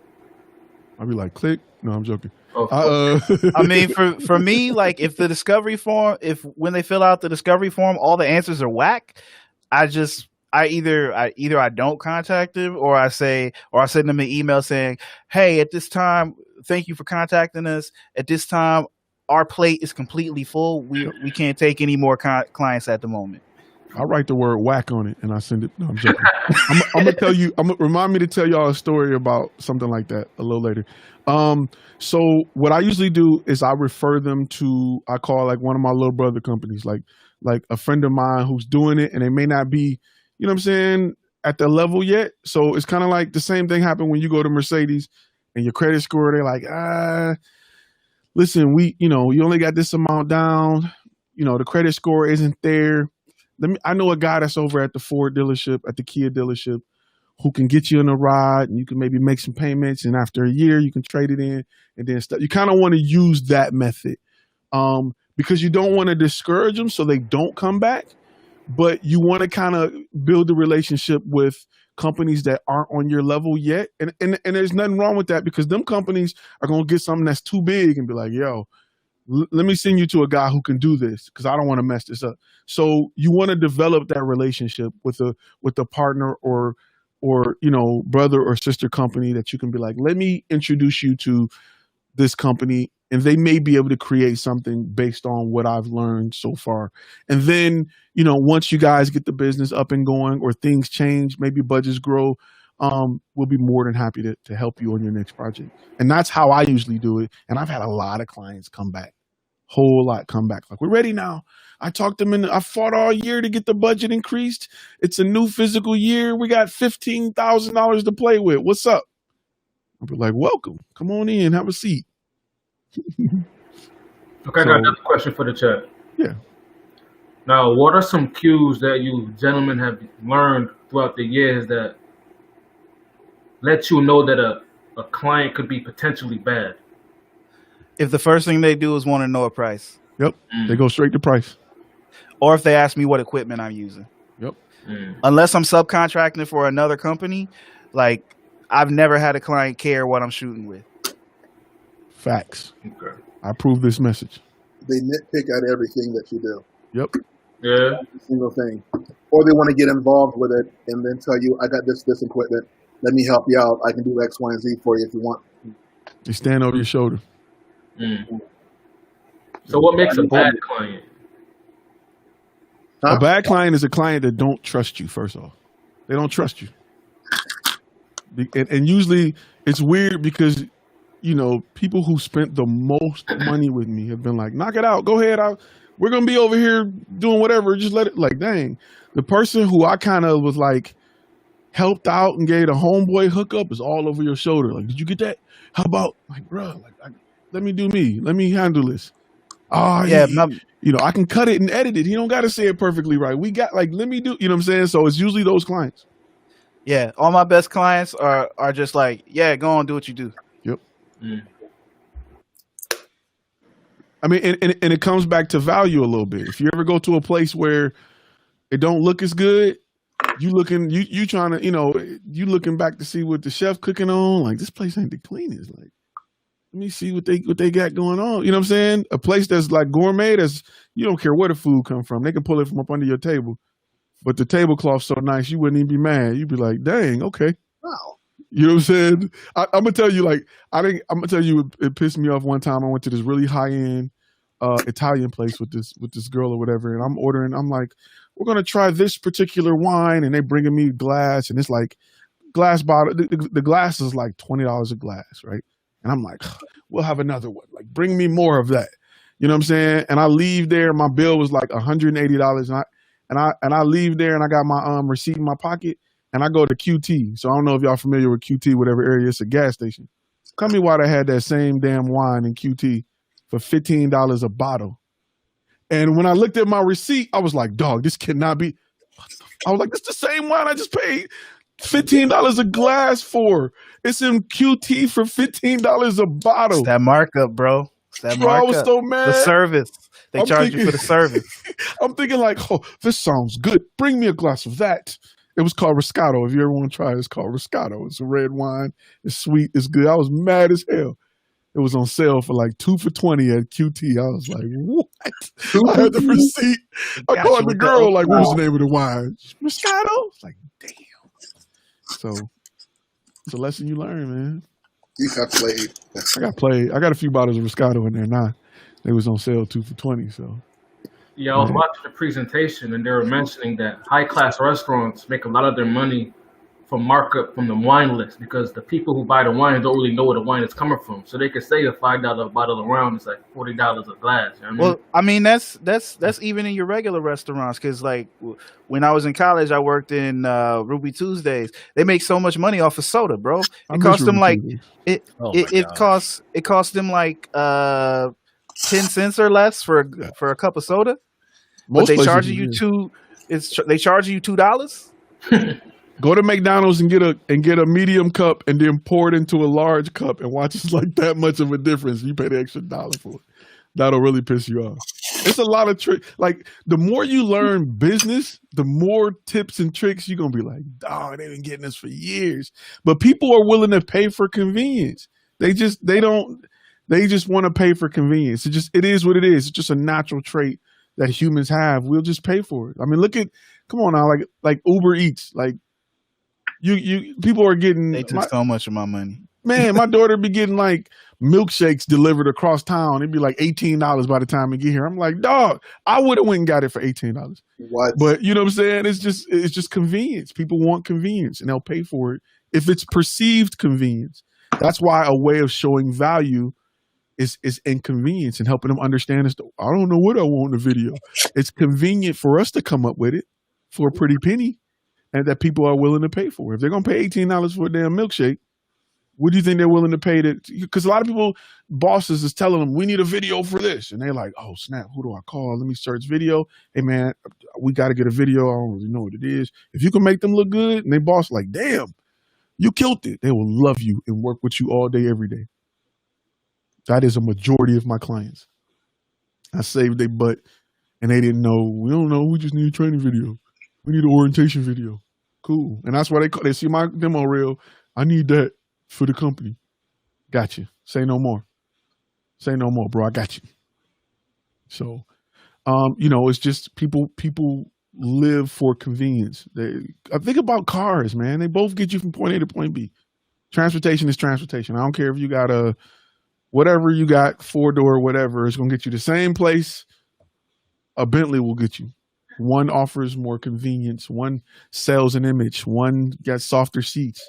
One got air-cooled steering wheels. but they both can get you there in 10 minutes. Unless you're talking like a Corvette or something. But it's just people want convenience. It's a status thing sometimes. It's a class thing sometimes. Sometimes people spend more on items just to say they can. I mean, we all know people who got tons of iPhones that don't even know how to work it.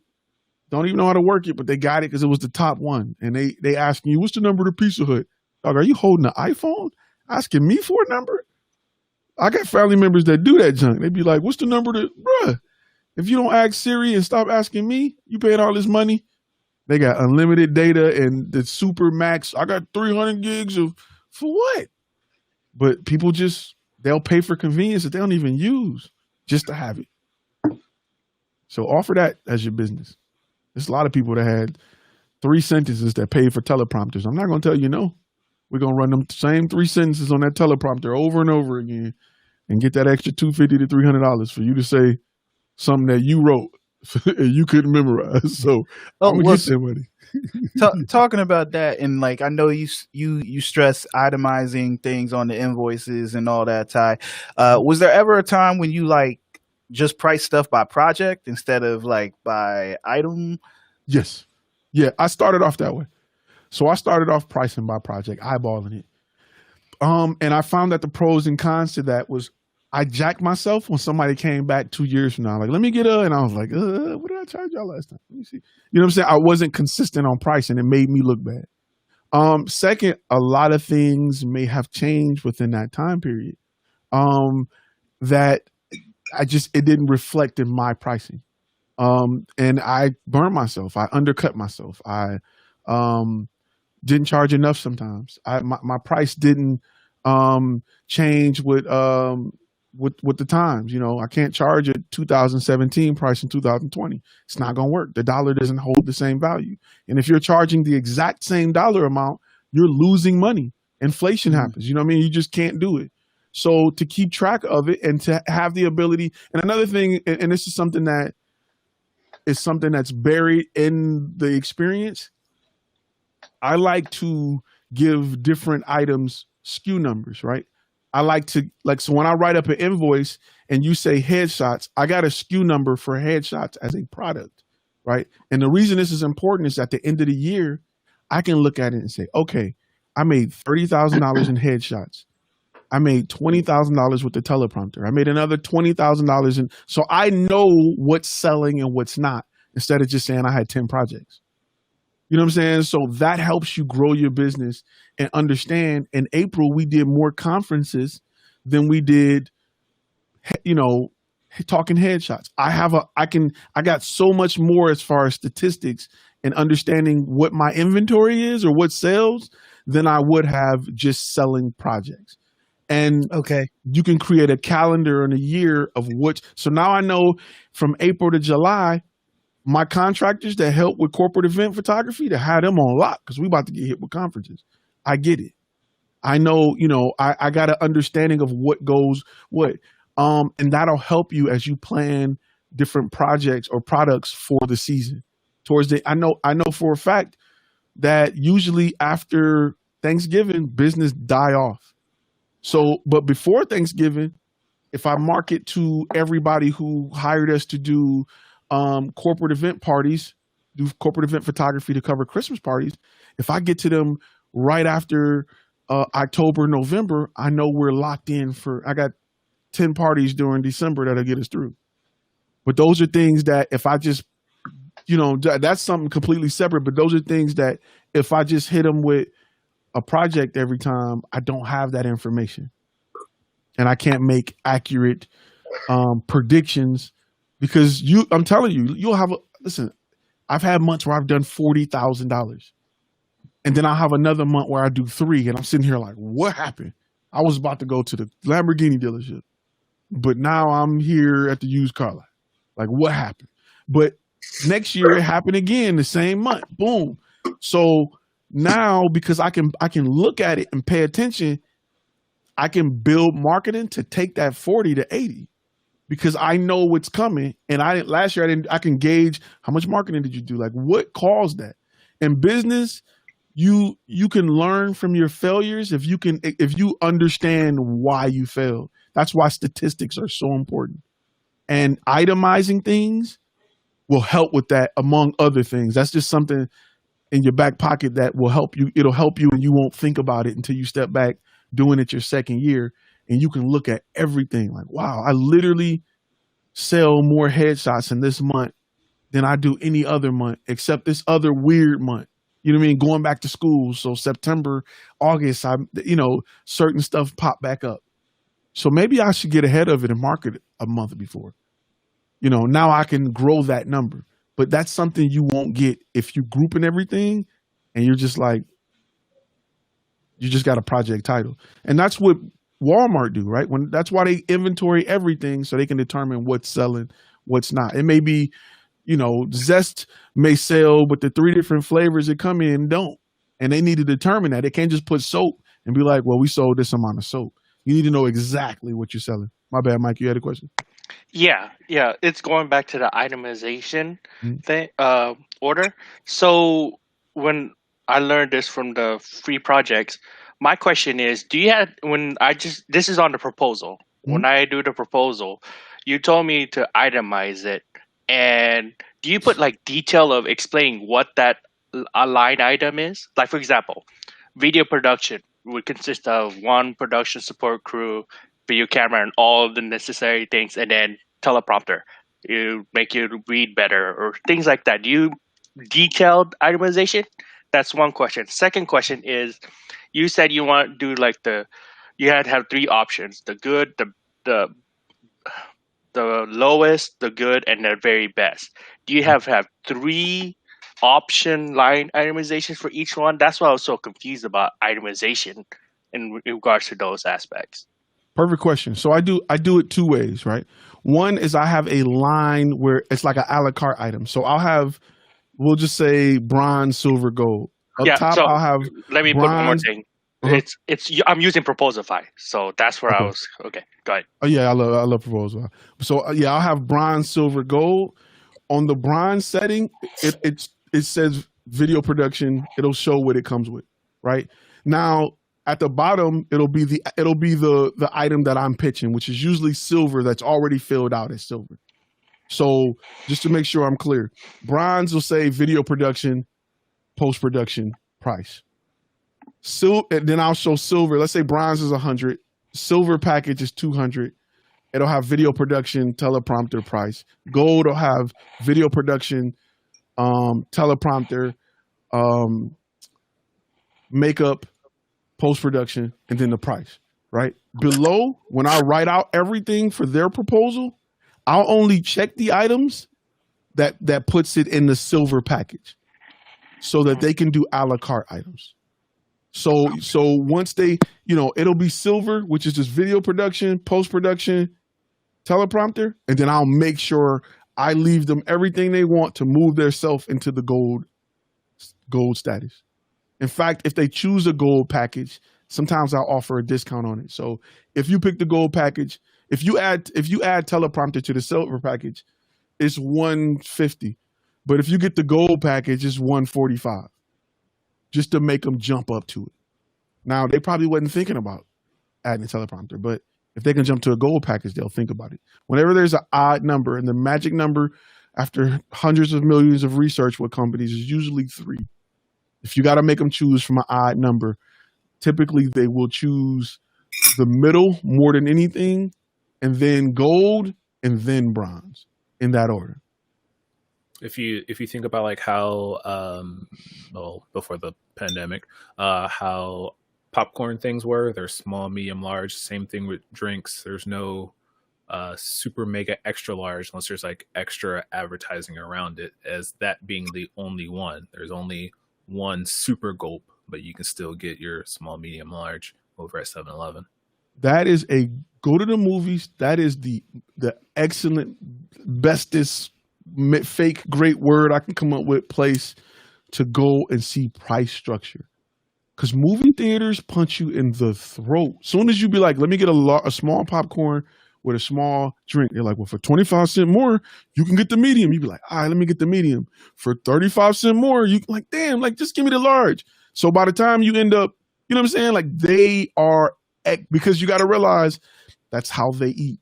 They don't eat off movies. They eat off stuff they sell, and they have to be very efficient and very good at selling popcorn and drinks and hot dogs. So look at their combo meals and just look at the difference between the two. Like, you know, you don't want the bottom one because you just don't want it. That ain't what you don't want. A small popcorn. You'll go through that in the credits. You obviously want the middle popcorn, but damn, for the price of the middle popcorn, I could really get a large popcorn for $1 more. I just might as well get that. Nobody ever finishes a large popcorn, ever, unless it's a crew of y'all. They give you, and they tell you little BS stuff like, we'll give you unlimited popcorn. Nobody never finished the large popcorn. You take it home. You just, you know what I'm saying? Unless it's 10 of y'all splitting it, and you be so, you be so cocky that you like, I'm with my own bag. You get your own, I'm going to pass it. You and your friends got 5 large popcorns. Nobody finished their popcorn. And the company that made they made a 500% markup off y'all because y'all can't share, even though you're getting unlimited popcorn. So movie theaters are excellent at showing you just pricing structure and how to make you jump up to the next tier. Okay. You'll be mad as hell spending that money. Like, dang, it only makes sense. But I'm mad as hell that you know what I'm saying? I got to go pee 6 times during the Matrix because I got the large, bro. Like, I done missed the movie. So, but they do you like that. Like, it is what it is. I got a quick question since we're talking about itemization. Like right now, I am transitioning from like basically just charging a flat rate, and I'm itemizing like the things that I offer, like lighting or the additional hours. So I was listening to what you offer post production. So, for example, right now, just for simplicity, let's just say for your entire project, I'm just charging you $100, and with that, I'm including the editing, the color grading, all that stuff. How would I, or how can we, or if you guys have that experience now, how do we explain to the customer why post production is a different charge, and how do we rate that? Oh man, that's an excellent question. All right, let me break down a few things because the fun part about what you do in your niche is to come up with different products for your client based on what you're offering, right? Companies do this all day long. They try to come up with different products. That's how the supersize came up. How can we got them in a combo meal, but how can we get more out of that combo meal? We can charge them to upsize it, or we can charge them to add an apple pie, or we can, you know what I'm saying? Like right now, Uber Eats is doing priority delivery. Like I didn't know my stuff wasn't priority. Like why would I pay extra for it? But I guess, you know what I'm saying? I guess the idea of them dropping off somebody else's food before mine is an issue. So I'm willing to pay an extra $1.50 for it. So in our industry, there's things like I offer in my base post-production color correction. Now we can add a cinematic grade to it. That'll be extra. You know what I mean? Okay. We can add standard music to it, or we can let you select for music based off, art grid or different songs we provide. That'll be extra. We can provide normal lighting, or we can provide cinematic lighting. That'll be extra. It's up to you and what you want. You know what I mean? But those are products that cost me nothing extra to do, that cost the client more. And it'll allow me to take my ticket prices up higher, my average price per customer. So, things like adding drone shots. It's nothing for me to cut my drone on and get a shot, but that'll cost them extra. It's not like it used to be. Okay. So maybe I understood wrong. Like maybe I understood wrong by post production meaning like I'm still within, let's say, on the basic package. That still includes me editing the footage, right? Because I think on prior videos that you have uploaded, like you will mention like, hey, how much does it cost you to turn on your computer? How much for your lights, your internet? Like that's what I'm confused. Like how would I rate that? For example, like I understand, let's say if you want just a bold lettering title coming up for like whatever your project, or I can just add graphics design for your title, I know I would charge like $30 for that, and it doesn't cost me anything. I just grab a template, and that'll be just whatever, type in the title, and that'll be $25 more so that I charge. But maybe that was the confusion that I have. Like post production, you guys are just meaning like different little I will understand them as upsells, right? Mm-hmm. So I'll give you another example, because now base price, you want it to be completely separate. Base price is bare minimum starting price. If I go shoot a video for 1 hour, somebody's like, oh, we just need something quick. We just need them saying, welcome, come on in. There's a price that I'm charging to even show up. And I'm going to make sure that it doesn't take me 8 hours to be happy about this shoot. And that's a quick way to summarize it. Like, make sure it don't take you all day to leave with the money you want to make. You know what I mean? Get a big chunk of that money up front, and then they can nickel and dime the rest of the hours. As a business, you want to make it more profitable, for yourself. That's why cheeseburgers would be like $3 and the fries is just $1. Even though they're making profit off the fries, but the goal is to get you to come in there and buy the cheeseburger. When it comes to post-production, other things I do is offer if we're doing it for social media, hey, I'll do an Instagram edit for this set amount. I'll do a TikTok edit for this set amount. I'll do a Snapchat edit for this set amount. If you want it to go everywhere now, I'm just charging you for the base price is us coming out in post-production, and then we can upsell you on different versions for different social media. But whatever your main social media is, what we're shooting this for. We're shooting this for Snapchat. Cool. I'm shooting it vertical. This is what we're filming it for now. We can do a version for Instagram. We can make it an Instagram story. Like, those are the ways I would upsell it. But make sure in your base price, you're getting the bare minimum it takes you to get out of your bed. Yeah. Because you don't, and that includes gas, tolls, wear and tear in your vehicle. You got to put business, you got to put all of that into it. That's why, that's why you can't recover from being a cheap guy. And that is what, and we don't think about that as consumers. That $50, $60 we're paying, or $150 we're paying Comcast for cable, it includes all of that. Because cable there's no cost in cable once the network is up. There's no, you know what I'm saying? Whatever it costs to maintain the network, you can watch 20 movies or 2. It's the same amount of money for them. So it probably costs them pennies a day to get their cable to run to your house. But you paying for all of the extra stuff, plus their profit, they want to say.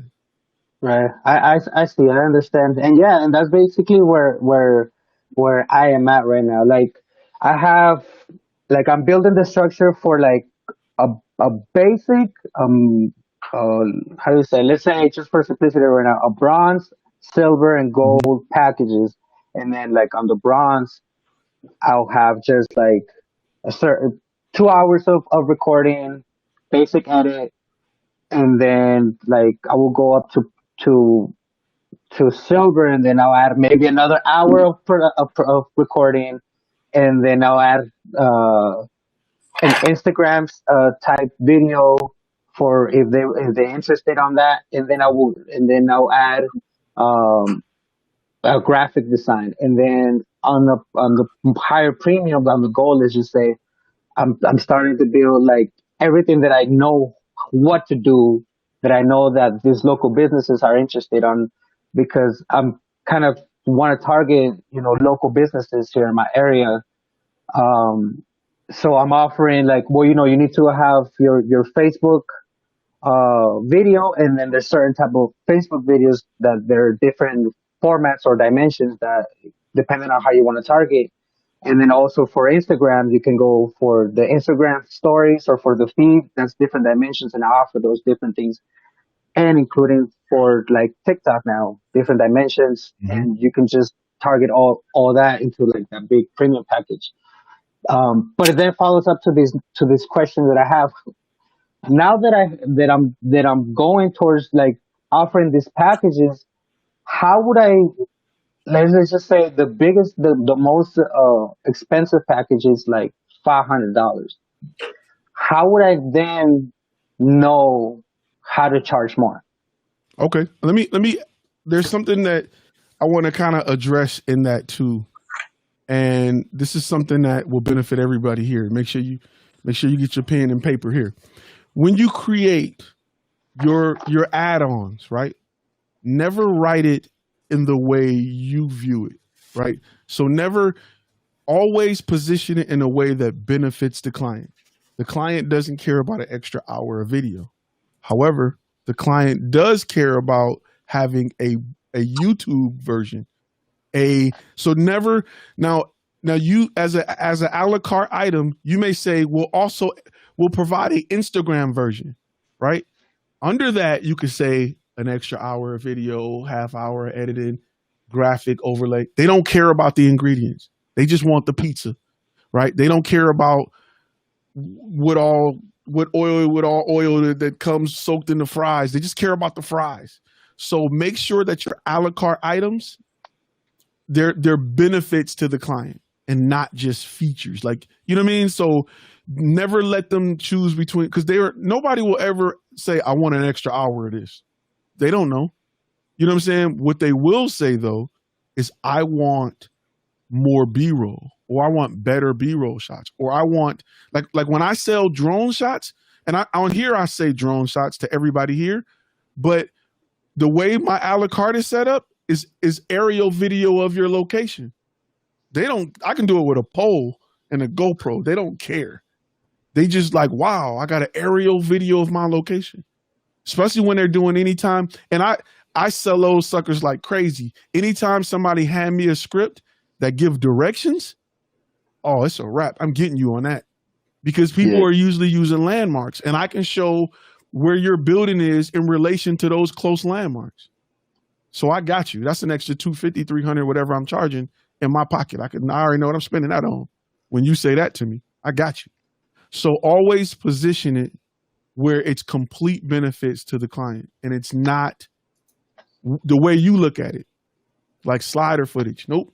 We offer a station that provide moving shots for more detailed, what's the word we use?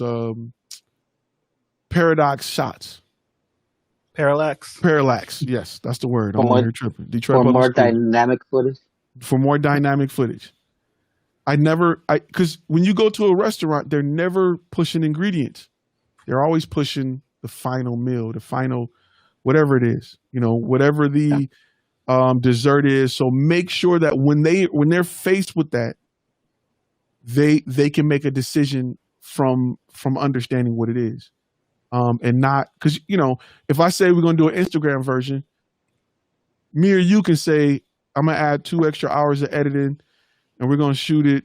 We're going to also shoot video that's parallels. I mean, that's vertical instead of, you know what I'm saying?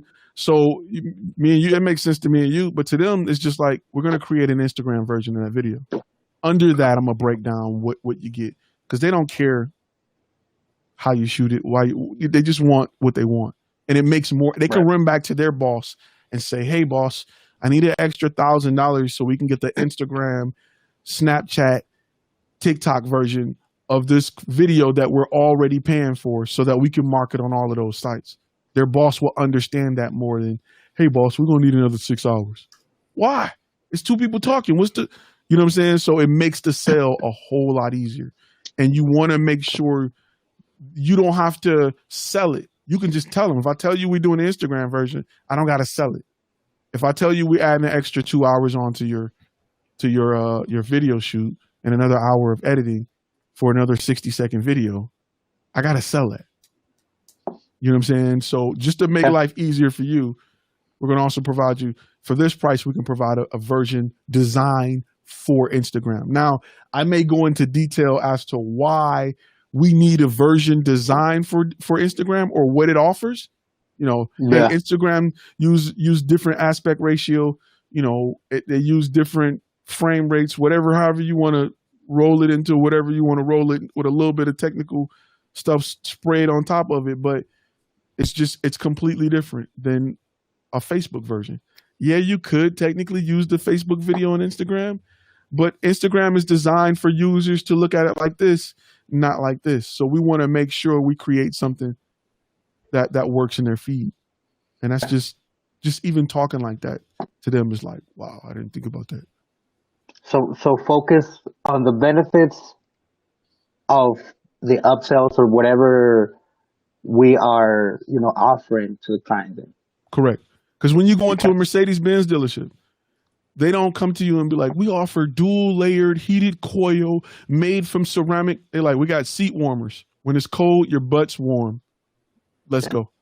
They're not, we offer the best material and magnetic coiled titanium that heats to 82 degrees within 13. You don't care. You like, what? Seat warmers. Yeah, let's do that. Easy. Now, if you're a technical guy, you may go into that. You know what I'm saying? You may be like, well, what? You know what I'm saying? But most people, you know how many Corvette owners I know that don't know it's an LS6 in a Corvette? That don't know the exact horsepower? That don't know the exact foot-pounds of torque? That don't know what gear ratio their rear end is? You know what I'm saying? Like, they don't know these things. They don't care to know these things. They don't, there are guys who do. Like, I'm from Detroit. I'm a car guy. I care about that stuff. Most people don't. It's just a Corvette. It's fast. I got a lot of horses. 0 to 60 in 3.5 seconds. That's all I care about. I can beat your car. I'm spending $80,000 for this thing. Because, that information is available, but it's not pushed up front. Go for it, Frozen. So 2 things. Oh, you about to say something, Mario? Oh, no. No, go ahead, man. Go ahead. My bad. Oh yeah, so 2 things. The first one, you said you had a story about a woman you had with a questionnaire, something like that. You remember what I'm talking about, Ty? Something with the word whack. You said you had a story about. I did have a story. I'm trying to remember what story it was. I got it. Gosh, it slipped my head that quick. It'll come back to me. We'll keep talking. It'll come back to me. It was somebody. All right, the second one was you said you had something to mention about the master course. Yes. So before we end this, I want to go. Last week I went over the first part of the master course because it's 3 different parts. I want to run by the second 2 parts. Where we at? We almost at 2 hours. I guess we can go into it. But I want to run the second 2 parts by you guys, just to get your feedback. Just to be like, hey, yeah, I need more of this. I need less of this. So give me a second. Why am I getting this? Hold on 1 second. Give me a second, and I'll pull that up.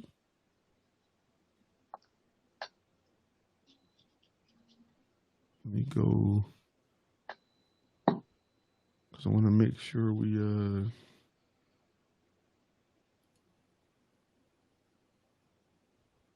I'll pull it up. I gotta think of the story because it's on the tip of my tongue. It was something I was gonna tell y'all about. Yeah, something about some woman, she didn't want to finish the questionnaire or something like that. It's gonna come to me. I'm gonna think. It's gonna come to me.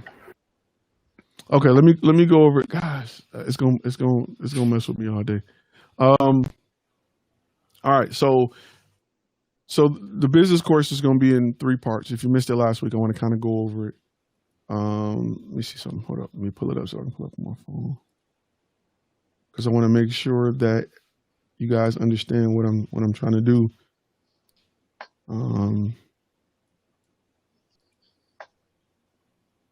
Let's see if I can pull it up.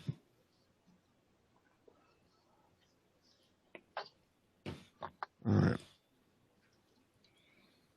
Okay, so the first part, just to go over it real quick, is about the building stage, building the brand. And I'm gonna run through it because I want to focus on the second 2, but just real quick. Intro, what to expect is the first section. I can't even talk. Now, each section may have multiple short videos. So it's a lot of content. The second is, should I go into business or should I freelance? We kind of touched on that today and kind of the differences. Why you need to ditch the old business model. Number 4 is understanding the change in the industry. Number 5 is working smarter, not harder, which we talk about goals and things like that. Number 6 is what 3 products or service should you be based on and why it's important to choose them now. 7 is company name. Number 8 is legal, banking, and taxes. Number 9 is logo, look, and colors. 10 is gear and tools you need to get started. 11 is discovering target audience. 12 is brand with a purpose. 13 is knowing the competition. 14 is building the ultimate sales tool, your website. 15 is being ready for business. 16 is what not to do. 17 is books that will dramatically help your mind, help you get into the right mindset of being a business owner. Let me make sure I got that. So that is the first part.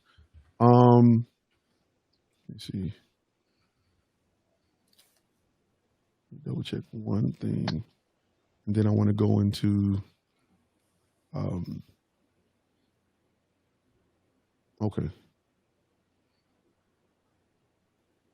Okay, let me go into.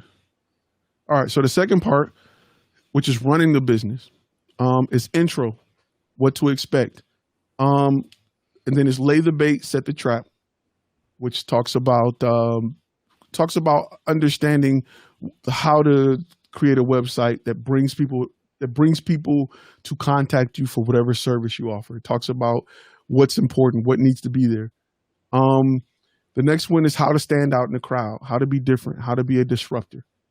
Next part talks about it's not about your gear, but your ability to tell stories, your ability to use your gear. We've all, just like I said earlier, nobody ever asked me what camera I'm using. If they do, you kind of want to be careful. Number 5 talks about personal insurance, how to protect your brand insurance-wise. 6 is why and when to price your products. 7 is look big, get paid big. 8 is social media presence, talking about how to, what you need on your social media to work, what items you need to work for you. Number 9 is how to find the right client. Number 10 is advertising and marketing. 11 is working lead referral sites. 12 is word of mouth by request. 13 is how to pitch your service or product. 14 is what not to do. So that'll be section number 2. That's if you're already running and growing. Those are things that you can do to help take your business to the next level. The last part is called pretty much growing the company. So it's build, run, grow. Intro, what to expect. And it's about day-to-day operations, right? So number 1 is tools and services used to streamline the process. Number 2 is the customer buying process, how to build it, how to create a system and kind of you talk about, Michael, with the system of when customers come to you, how to walk them through making a purchase. That's easy, how to start building that system. Now, you got to tweak it because it's going to be different for your target type, your ideal client. But I want you to understand what needs to take place when someone's making a purchase, like McDonald's has a purchase process. Number 3 is more ways to increase sales with add-ons, kind of talking about what we're talking about with the add-ons, which is self-explanatory. Number 4 is growing with outsourcing. So if you're getting big and you got a lot of work, I'm going to teach you how to never turn it down. Number 5 talks about project insurance, how to offer it as a add-on, what type you should have, things like that. I talked a little bit about it last week. Number 6 talks about how to build a remote team of freelancers. 7 talks about why physical appearance is very important. 8 is how to carry yourself on a job, how to mingle with the client.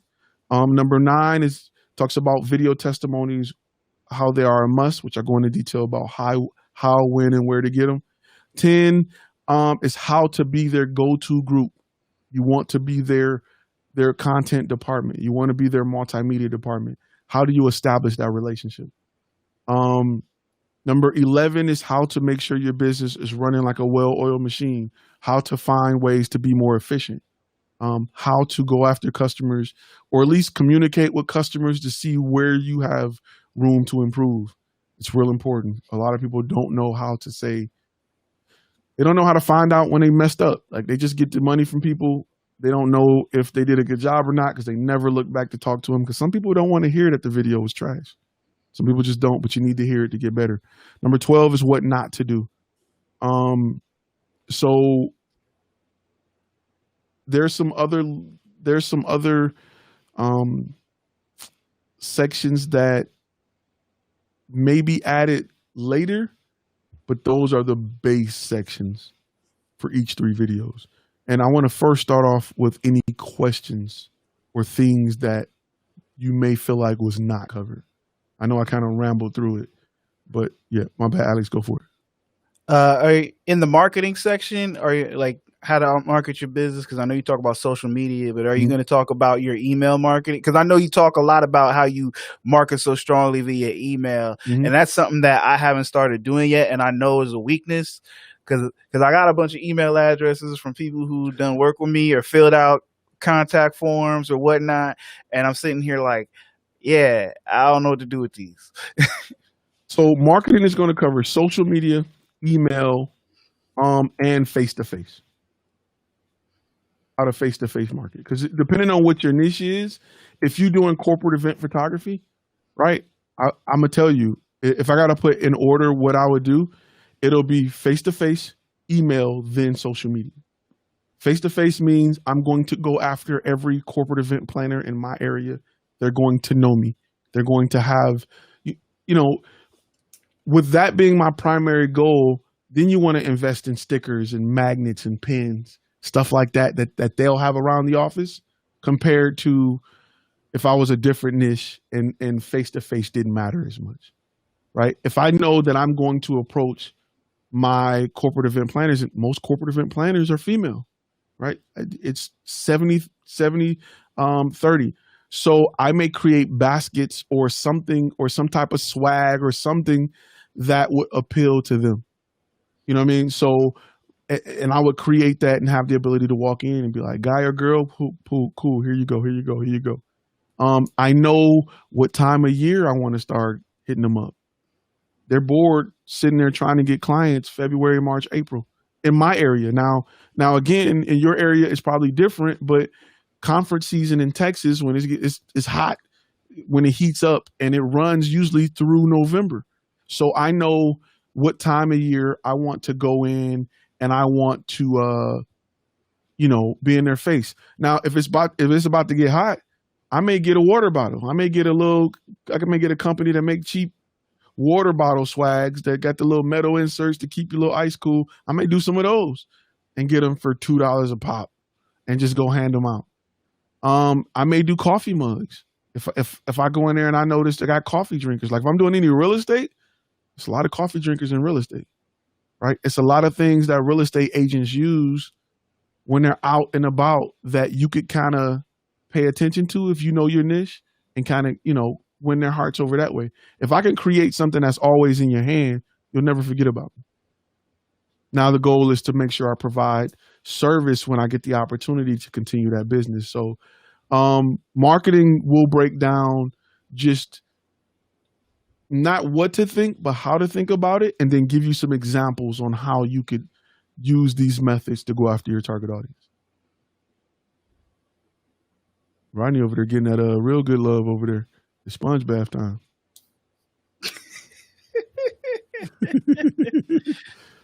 Every week I mess with him. Let me put him on the full screen real quick. He like, no, man, we can't do the sponge bath right now. I'm on live right now. Everybody can see me. But come back in 20 minutes. That's why you got the lighting dark. Yeah, that's why you got it dark. Oh, wait, he getting real. Oh, wait a minute. He getting. Oh, wait, that's a male nurse. Okay, I'm gonna let you have that one, bro. Yeah, so back to the. Back to the. Y'all put me on video. Did I just hear? Did I see? No. You good, bro. We was just making sure you were okay, man.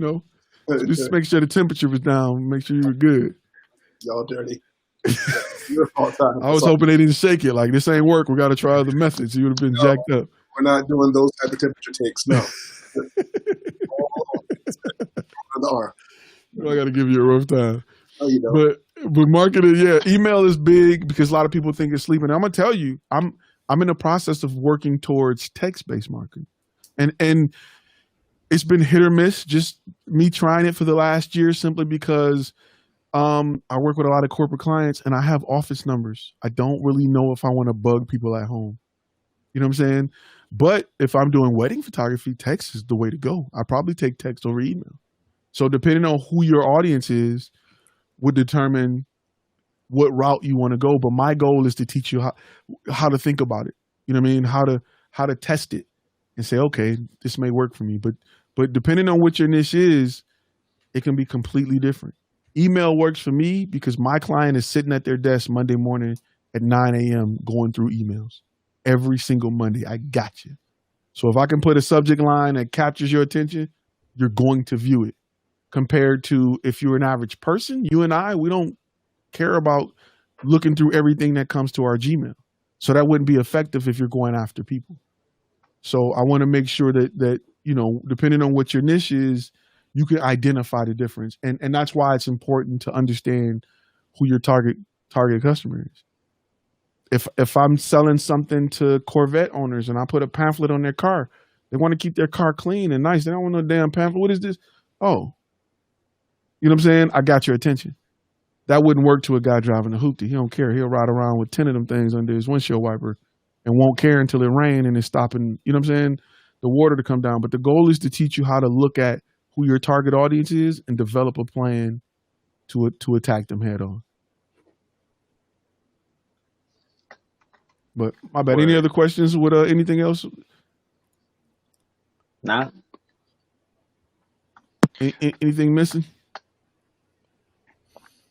Well, I this isn't related to the course, but I just wanted to ask you about Video Husky, because like I'm just starting to get to the point where I'm like, okay, I need to get this editing off my plate, and I've been thinking about it.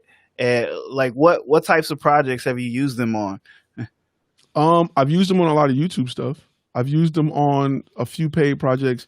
So I'm testing out another company that I haven't even said into. I'll tell y'all that offers video editing, copywriting, graphic design, web design for about the price that Video Husky offers, which is video editing.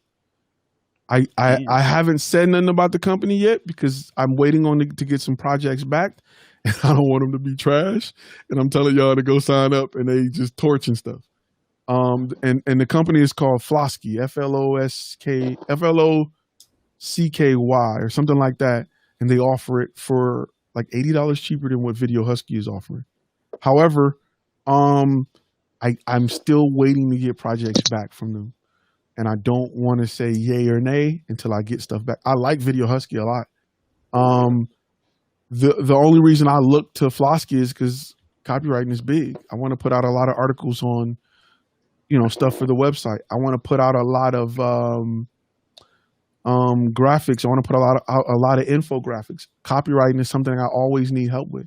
I want to put out email campaigns, and they write email campaigns. In fact, they're looking to add SEO to something they offer. So I should have an answer for you guys by the end of October, where I can say yes or no. And they're US based company, so the writers it's not a lot get lost in translation compared to sometimes on Fiverr. You know what I'm saying?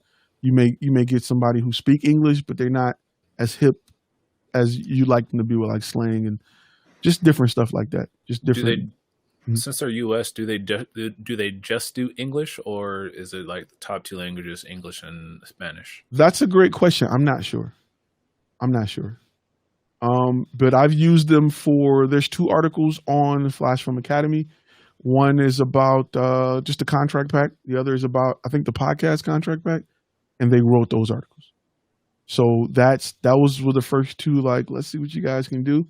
I have a bunch of reviews that I shot that they will be editing. And I feel like reviews are easy because I usually do like top 5 things I like about it. Video Husky, if you want to see things they've done on the YouTube channel, pretty much all of,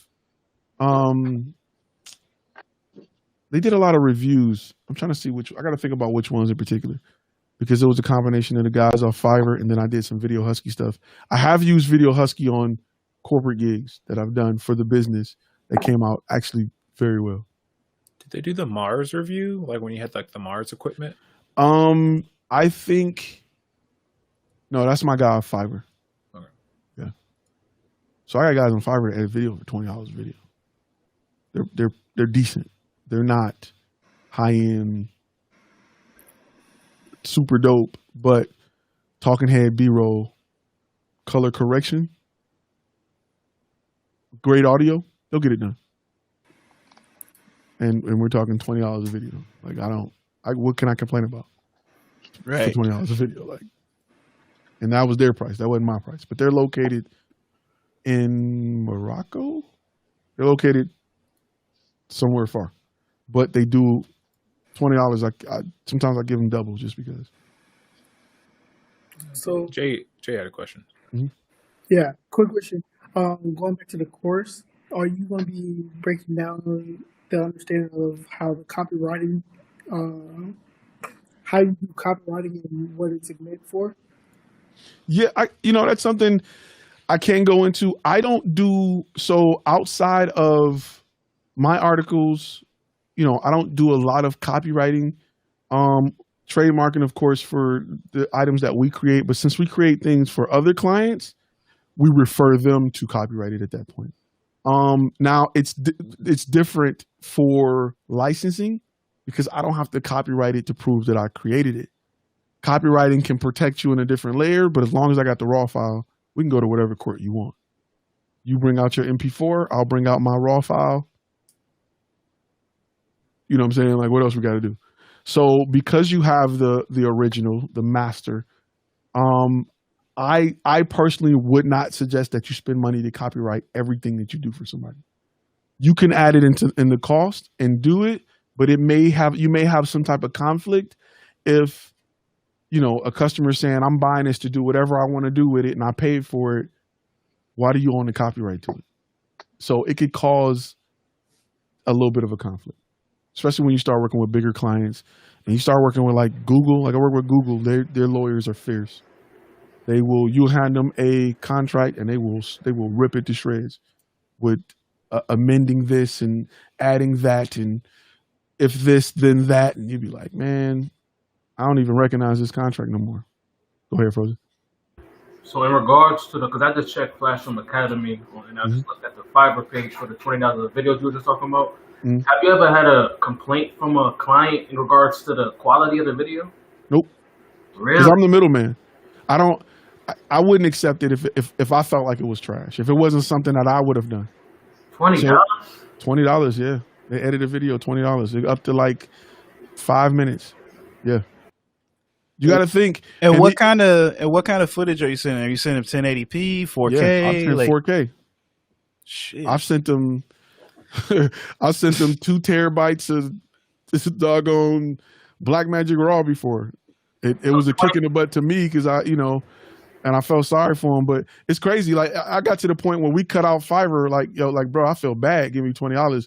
Fiverr getting the cut. Let me pay you directly. And when I send the money via PayPal, it come up. I forgot what dollar they use or what currency they use, but that junk is like $15,000 over there. Like, you know what I'm saying? So wow. Yeah, it's like 15. I forgot what currency it is, but and dudes like bring it. To confirm, like from the last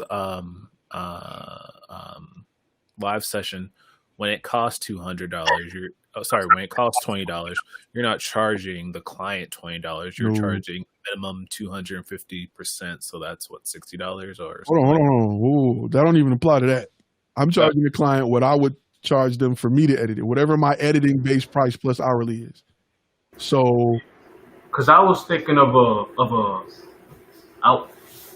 $500 for the first hour and $100 for each, but I'm just paying $20 to edit it. So, think about it. So for me, my filming price, like one of my filming prices for a 2-man crew is $1,000 for the first hour, $250 for each edition. So we can be there for 3 hours, is $1,500. That's not including editing. That's me handing you MP4 footage. My editing for a 2-minute video may be $400 for the first minute, $100 for each additional minute, right? So that's $500. That's a $2,000 job that takes me 2 hours. Now, out of that $2,000, I got to pay labor for the second guy that's there, which his day rate may be $200, $250, and my it'll be $20. That's my cost plus whatever you can add in what it costs to get the client and marketing and trucks and oil, gas, whatever. But your markup should be similar to that. And whatever you want to pay yourself, you can say, okay, my time is worth $50 an hour. I'm going to pay myself that. The rest is going into the company. You're paying taxes on that. on that $50 that you're paying yourself, of course, because you got to pay taxes on it. You're paying taxes on everything, or at least the client is, but that's your cost is your markup is going to be. That's just business. That's just You're business. my hero. we so used to consuming that we don't think about what the true cost is. We just assume, like most people, ask anybody, what do you think your job makes off of you after what they pay you? Do you think they make double off you? And most people, if they make $15 an hour, they're like, my company probably make about probably $45 an hour. No, your company makes like $300 an hour off you. They just don't, your wage is low. My bad. Go ahead, Michael. That's what I was gonna get at. I get to test this. I'm in the Pacific Northwest for a famous commercial factory airplane builder, and the company makes 10 to 15 times more than what I get paid for. Right? That's why I want to be a business. I want to be that one in charge. Like, let me do all the hard work so I can reap all those rewards and run it that way. Because that's why I'm so excited. That's why I'm so excited to just do this with you guys. Because each and every one of you are like I'm here, y'all up here, and I'm like, damn, that's a lot. I'm right there with you. Don't you think you're gonna have to hump 40 hours to make the money you're making at a job? It's just not true. It's not true. I work less working for myself than I've ever worked in my life, and have more of a savings account than I've ever had in my life. 40 hours to make a living is a myth. Grinding, where you spend a lot of time, is a myth. Now, you can do that. I'm not saying, but the smart people work smarter. They don't work harder. I stood there and watched one project I did for TGI Fridays make them $9 million. One project make them $9 million. I was making $70,000 a year. One project. And I was humping, man. I was doing 15 videos a week. I seen one video make $9 million. I'm like, dude, they didn't even want to give me a t-shirt. Then I went, and then look, there was some inside information floating around with a spreadsheet showing what the company had budgeted for your role, like what they could pay, like the maximum amount they're willing to pay you, the minimum that they're willing to pay for your position, right? So I was at like 70 grand. The maximum amount was like 110. So when I came up for review, I asked for a raise to take me to 80,000. They denied me. I'm like, I know the maximum amount that y'all set aside per year is $110,000 for this job. I know I made y'all $9 million off one project last year. I know y'all got the money. Y'all just don't want to give it to me. Because somebody that's your boss is act like they're spending their money and they're like, nah. Remember that one time you were 2 minutes late? Nah. So that was fuel to make me say, man, I'm never gonna let you determine what I make. I'm never gonna sit around and wait for a quarter raise. I'm never gonna have to kiss your butt and do everything right by you to offer my family a better lifestyle. It's just gonna be on how bad I want it, and that's gonna be my only limit, not somebody else. That's why I don't like no sport that leave it up to the judge. I like all sports where it's a clear winner. That's just me. My bad, Jay. Jay Wonder Trust. That was so good. I had a question about the video. So that one video that you made for them, they gave them $9 million. The first question I want to ask, what was it? And then the second one was, what did y'all do to the video to make it where that it got $9 million? Oh, perfect. I can tell you that. So we did a video. At the time, they had this special where if you buy a burger, you got a code on your receipt to give a burger. It was called something stupid. And I was like, y'all should call it Pay It Forward or something. And they were like, no, we're going to go with this and millennials will love it. And it was a bunch of old guys. And it was me and there was another girl in the room. We were around the same age, like high millennials. And we were like, bro, this is not going to work. Oh, no, you send it in your email. And I'm like, you can't post it on Facebook. You can't put it on Twitter. You can only send it via email. And this is for millennials. This is not going to work. No, trust me, it's going to work. Listen, they put it out, right? It lost $6 million. Instantly, okay. It lost $6 million because nobody was doing it. And they invested in this marketing firm. They spent like $4 million with a marketing firm. They spent a lot of money into it. And we shot a video about the training for it, right? It was called Jump Burger. That was the name. It was called Jump Burger. We shot the video that was training for it. Now, mind you, at the time, I didn't have a degree or nothing. I'm sitting in a room with a bunch of guys. When the results came back and they were in the whole 6 million, they pulled us in a room, and I'm thinking like, oh man, we got to shoot another video. They literally turned their chair towards me and said, bruh, like, what was the idea you had? Why don't you think this is working for millennials? And I'm like, because millennials don't care about email. You know, if we can create content to show how they can post it on social media networks, you'll have a better chance at people. Because the goal was to get your friend to come in on Fridays to get a free burger, but they're going to order fries, drinks, everything else to make that money back. You know what I'm saying? The burger was cheap. So they allowed me to create content to help shift the training from what they learned to a whole new aspect. And the idea was to incorporate social media with it. There was a problem. I provided the solution. So they went back to the company they had, which was some tech company that wrote the application and everything to print this out on their receipt. It had to be, you know, they had micros systems. So it had to print this on their receipt, and they had the company re-engineer it so that it will share on social media. Because usually you got to go to Fridays, enter your code, enter your email address. And they were using this also to build their email address, their email campaign. And then once you sent the email to your friend got the email. If it didn't go to their spam folder, they had to get the code, print the code, bring it in. No. Social media, one-click sign up, QR code. That's what I told them they needed to do. They came back with that. We created content to help. It was training content to help the employees transition from what they knew to what the new thing was. And they, instead of being 6 million in a hole, they were plus 3 million when it ended. And mind you, this only ran for 90 days. They came back probably at the 60th day, like, yo, this is not working. I created something in a week. The app team finished what they had to do in about a week. And we only had probably about 25 days to turn it around. And within that 25 days, they went from -6 to +3. And what's crazy was, and I'll never forget this, when I had the idea initially, and this is maybe I'm overlooking at it or overthinking it, but when I had the idea, because it really wasn't my place to be like, I'm just there to help create the video. It really was, I was kind of like, hey guys, you know, with all due respect, I really don't think this is going to work. They were kind of like, we're the guys, you know what I'm saying? We're the executives. You're just the camera guy. Like, shut up.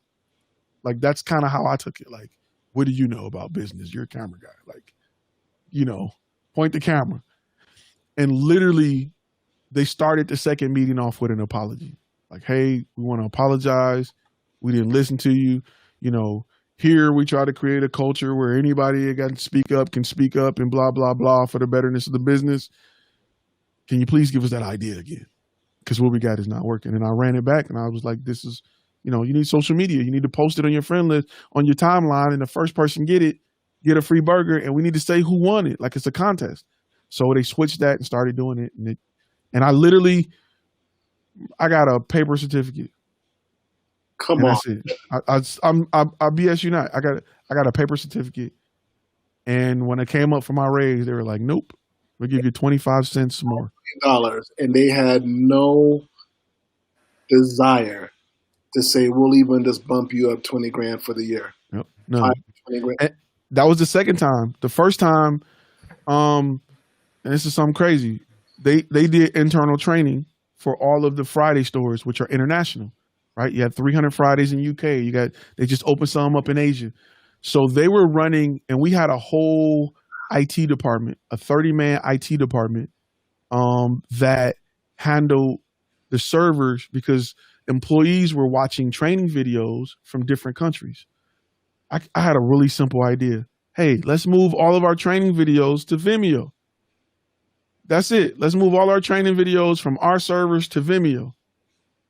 Not YouTube because it's blocked in Asia and certain places, but Vimeo is everywhere. Moved it. They ended up laying off 25 of the 30 IT guys. Server costs went down. That was probably another $1 million idea, and they never was like, good looking out. Thank you. I simply just took their videos and put and outsourced who handled the videos because stores were having server issues. Well, we can't connect, and we're having problems. Like, why are you doing it? Why not go to Vimeo and let them handle it? They got the servers made for this. You know, why are you dedicating 8 rooms in a building paying rent for video when there's companies that do this stuff? Did that. I got a paper certificate. Company saved millions. And a pat on the back and say, and a pat on the back. Yep. Have they ever called you back? Nope. I left Fridays. I'm not going to say on bad terms, but I was not happy leaving Fridays. Not happy as in, I was happy to leave Fridays. I wasn't happy in the amount of appreciation that I felt like, you know what I'm saying? Like, if you know me, I'm a very humble person. I'm not a cocky person. But if I help you with something, I just want, you know what I'm saying? I just want the recognition for it. Because if not, you get the shut up camera guy, shut up camera boy, film stuff. You know what I'm saying? Instead of, this really helped us out. Thank you. It's a matter of validation. And I think every human being on this planet wants to be appreciated and feel validated. That's all it is. That's all it is. Yeah. Properly. Even if they didn't cash me out, they could have just, you know what I'm saying? It could have been some type of, I've seen people get more recognition for just smaller stuff. Right. Like, dog, like, you know what I'm saying? So it was to the point where when the company got bought out by investors that gutted the company, that decided to sell all the company-owned locations, that's why you may notice the quality went down. When they got gutted out, and people, our headquarters went from having 400 people to having 80. That other 300 and something people that went to other companies started calling me to come over to their company. And that's how I left. And I went to Texas Instrument because I had someone who was working at Fridays go over there like, yo, they would love and appreciate you over here. We're gonna offer you this. And I was like, bet, let's go. Yep. And I even got there, and then Dale called and said, we're gonna double that. Okay, let's go. So by then, I got tired of killing myself for a company that, you know, controlled my success based off if they like me or not, and not based off my ability to do work and provide and create for the company. And I was like, I want to control my ceiling. And that's what made me go into business and be like, I'm not about to let nobody else control my pockets and my life. Whether it be a company or a client, man, yeah, we should remember to go where we're not tolerated, but go where we're appreciated. And Michael, I was scared to death. I'm gonna tell you the moment I quit, I walked out of the job. I'm gonna tell you the day. I was scared to death, bro. I was working off Thumbtack, but I was killing it on Thumbtack. I perfected it. I was, you know what I'm saying? I was good. It was a Friday. It was like one of the first hot days of the year, right? There was another guy in my department he was the boss. He just called off. We ain't got nothing to work on. I'm gonna sleep in. You the lower guy on the totem pole. You can stay there and look out the window. So I'm sitting here on this hot day with nothing to do. What I would do is when we had downtime, I'll work on my website. I'll work on my marketing to build my stuff, or I'll be talking to people on Thumbtack. So one day I pulled up what I made year to date, and then I pulled up what I made with Flashfilm Media. Flashfilm Media was $5,000 less than what I was given 40 hours a week for, and I was barely given 10 hours a week for Flashfilm Media. Wow! And I was like, damn, I'm giving my company maybe 10 hours a week, and I'm only down 5,000, and I'm giving y'all 40 hours a week. I said, why am I scared to do this? I took the key off my key ring. I wrote an email, sent it, closed the laptop, and walked out. I was like, it's funny because when I left outside the door, I'm like, damn, did I close the laptop before the email went out? I hope they got it because I'm out. And I walked out, and I walked into, it was the scariest drive on the way home because I had stuff booked. I was booked like, I know I'm good for a month or two, but after that, I had a car note, I had a Cadillac, I got kids, you know what I'm saying? I got everything. I was scared to death. Go ahead, Michael. Yeah, Go ahead, Mike. so that's what I was getting at is when I did those 4 free projects and they went all bad, like bad processes, bad systems. It's like, am I gonna survive? Am I gonna really survive once I make that jump? Because it was Uh, the experience that was my experience. It was a bad experience, and I will take full responsibility of the things I did not do. There was things I did not know. I had to, like what you said, I had to fail forward, and I overthought it. I was like, man, is And this the how it's goal gonna with free be? projects is to fail before your life is on the line. Right. Like fail while you got a safety net right now. Right now is the time to fall off the trapeze all you want. Fail while it's okay to fail. So when you start getting good at it and that net ain't there, you ain't got to worry about falling. It's training wheels for you, for your bike. Here's a question that might help out Michael too, and I don't mean to interrupt anybody. Just I had a thought when you kind of like talked about closing the laptop, turning in the keys. Where was your mind, or what did you end up doing to take care of things like dental, medical insurance, life insurance, and things like that, or have you already covered that? I brushed my teeth a lot, and I stopped driving. I started pulling up for the 3-pointer and backing people down instead of breaking ankles, like I was doing. I just had to rework how I lived until I got that figured out. I'm just being real with you, like, you know what I'm saying? I was like, I'm a veteran. If I'm hurting, I'm gonna have to go to the VA. Or one time, my daughter had got sick. I had a freaking $5,000 bill. We didn't have insurance at the time. Like, oh well, I got to pay out of pocket for it. That's just something I got to figure out until I can figure it out. And then find out that I can get health insurance for $2 a month to cover everybody. You know what I'm saying? So it's just as good as what a company would offer. But I was about maybe almost a year of just like winging it. Like, you ain't sick, get you some Pepto-Bismol and sit your butt down. You know what I'm saying? Like to the kids. You ain't cussing on it.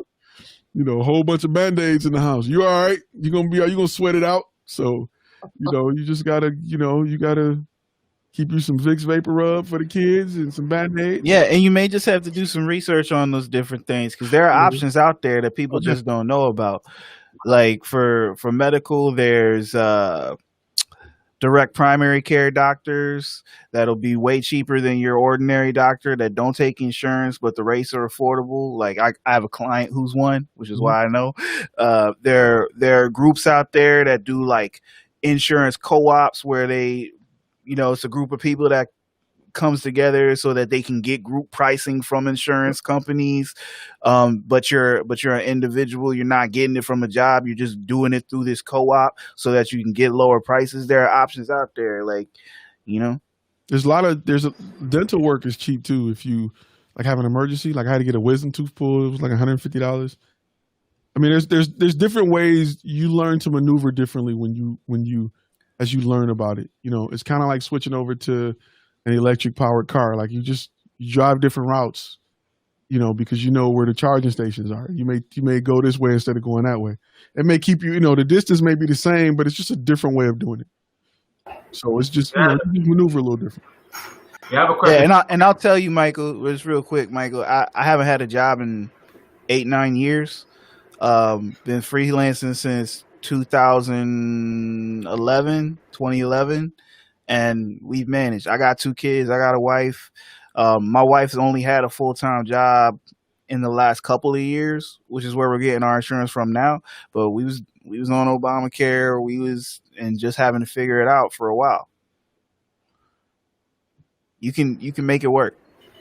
Thanks, I appreciate that. I appreciate all that. If you're a chubbier guy like me, there's some countries where you put that baby oil on and hit the moves on camera, they start sending them dollars. Get you in OnlyFans. Yeah, you know what I'm saying? You go to the countries where, weight is wealth. I'm telling you, I can shove you in that mug. With that baby oil on, boy, that'd be clink, clink, clink.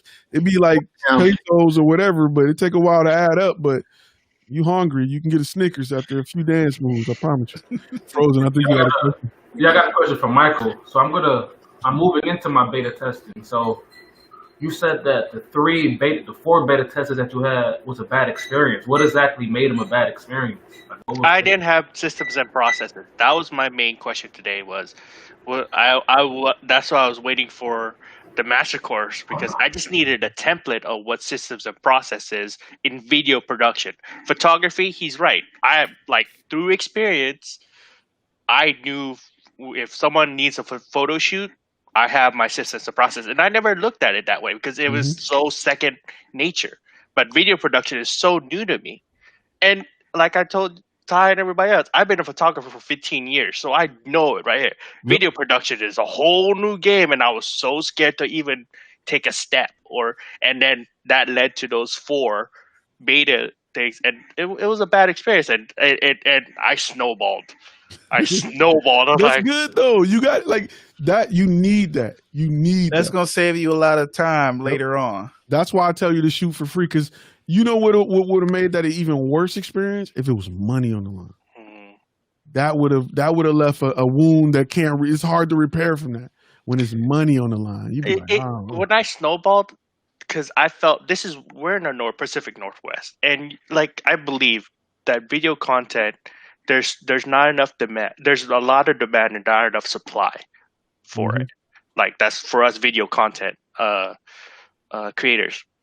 Long story short is I felt that I put a stain, or I felt that I made bad reputation. Like they have now, when you have a bad experience or a bad service, you're like, I'll never go to that store again. That's what did they leave a review on like Google or something? No, then you live to fight another day. Okay. You good? No, I did. I just asked I went back to it and say, hey, what made this bad? And I that's how I learned. Look at it like this. There's probably a couple women that you've dealt with in your life that think you are just the worst person in the world. That don't stop you from meeting your wife. That's just life. You're gonna be a bad guy to somebody. Like it's just life. You know what I'm saying? It's just learning experiences. You're gonna go through some things, and business is the same thing. Sometimes there's a lesson in trying to fix it. Like recovering from that is a great lesson that some people don't, everything go perfect for them. They don't know how to recover from it. You know what I'm saying? Like great teams can come back from being down by 20 points. Some teams, once you get up by 1 touchdown, it's a wrap for them. And you want to build that resilience, and having that beta testing that went terribly wrong allows you to build that. Allows you to come back to that client and say, hey, what did I do wrong? How can I fix it? What should I have done? Cool. Can I shoot this for you again? Can I try again? And sometimes you can build on that. Cause I had clients that respect the fact that I was like, you know what? I'm gonna come out here and we're gonna redo all of this again. I'm not charging you nothing. I want it done right. You know what I'm saying? Like sometimes you'll win that person over and they'll be your number 1 fan. They will refer you like crazy. The ones that you can save will refer you like crazy.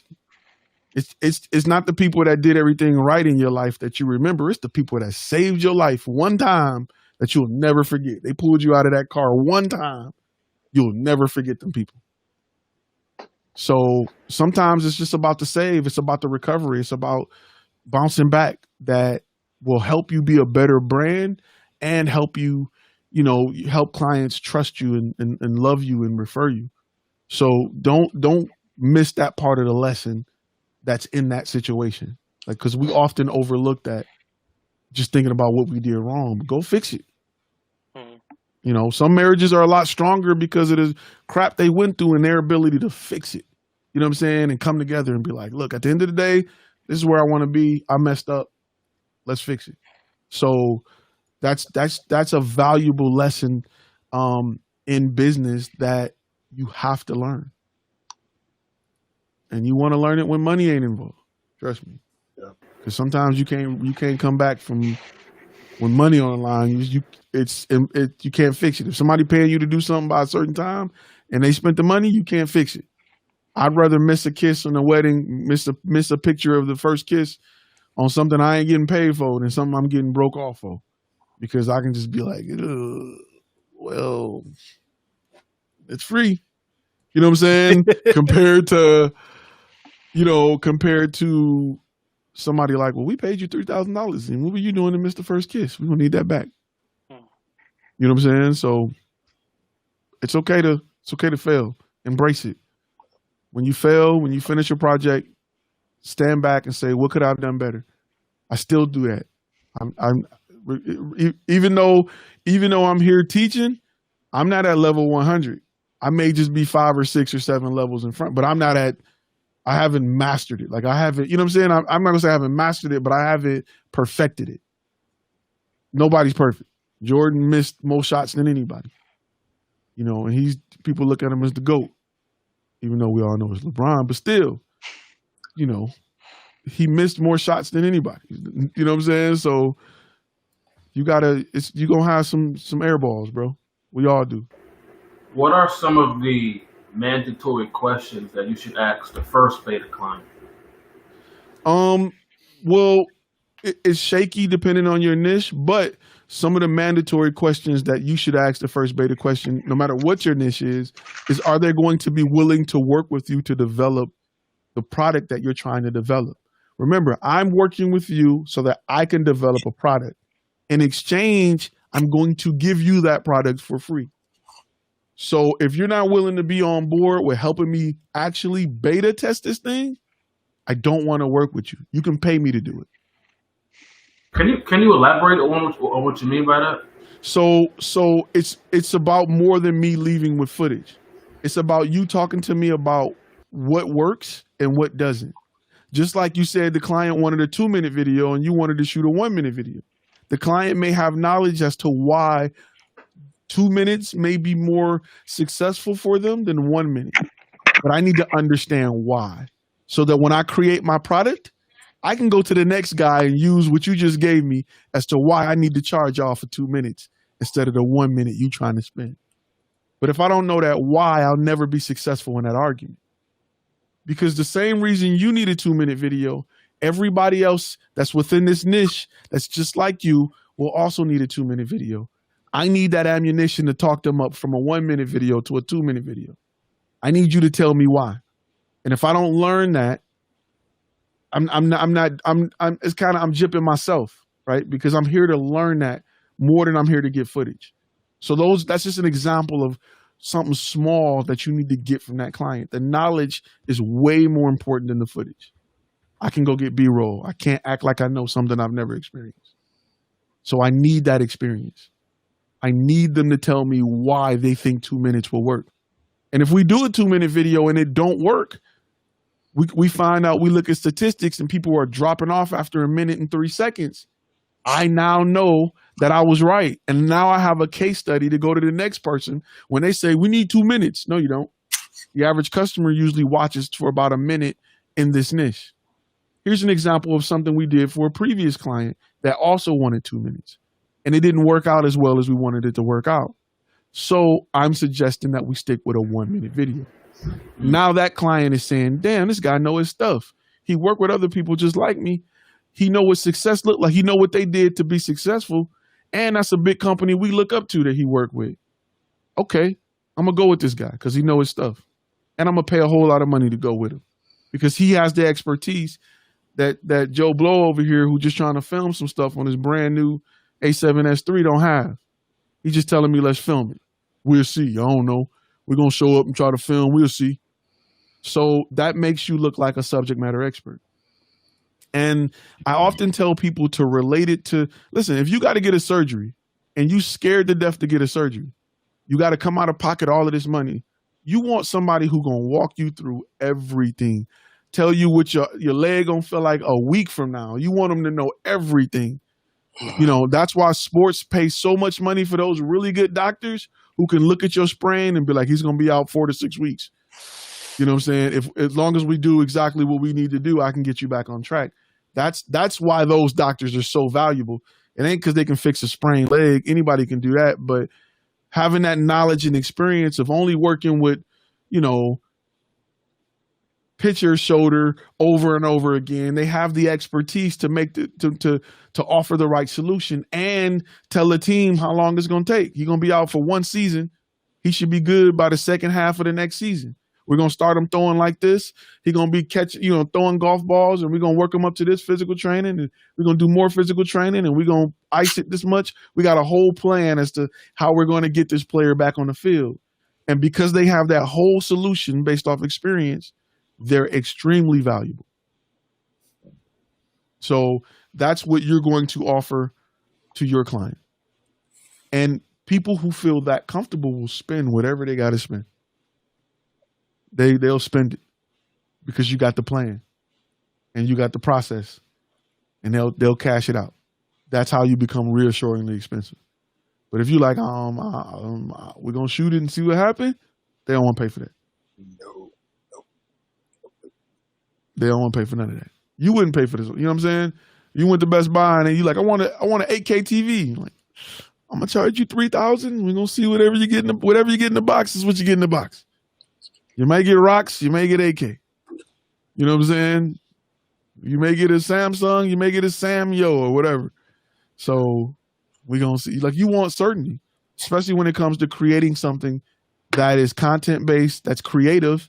You want as much certainty as possible. You don't want to go into that with a company you never heard of, not knowing what you're getting. No business want to roll a dice on you.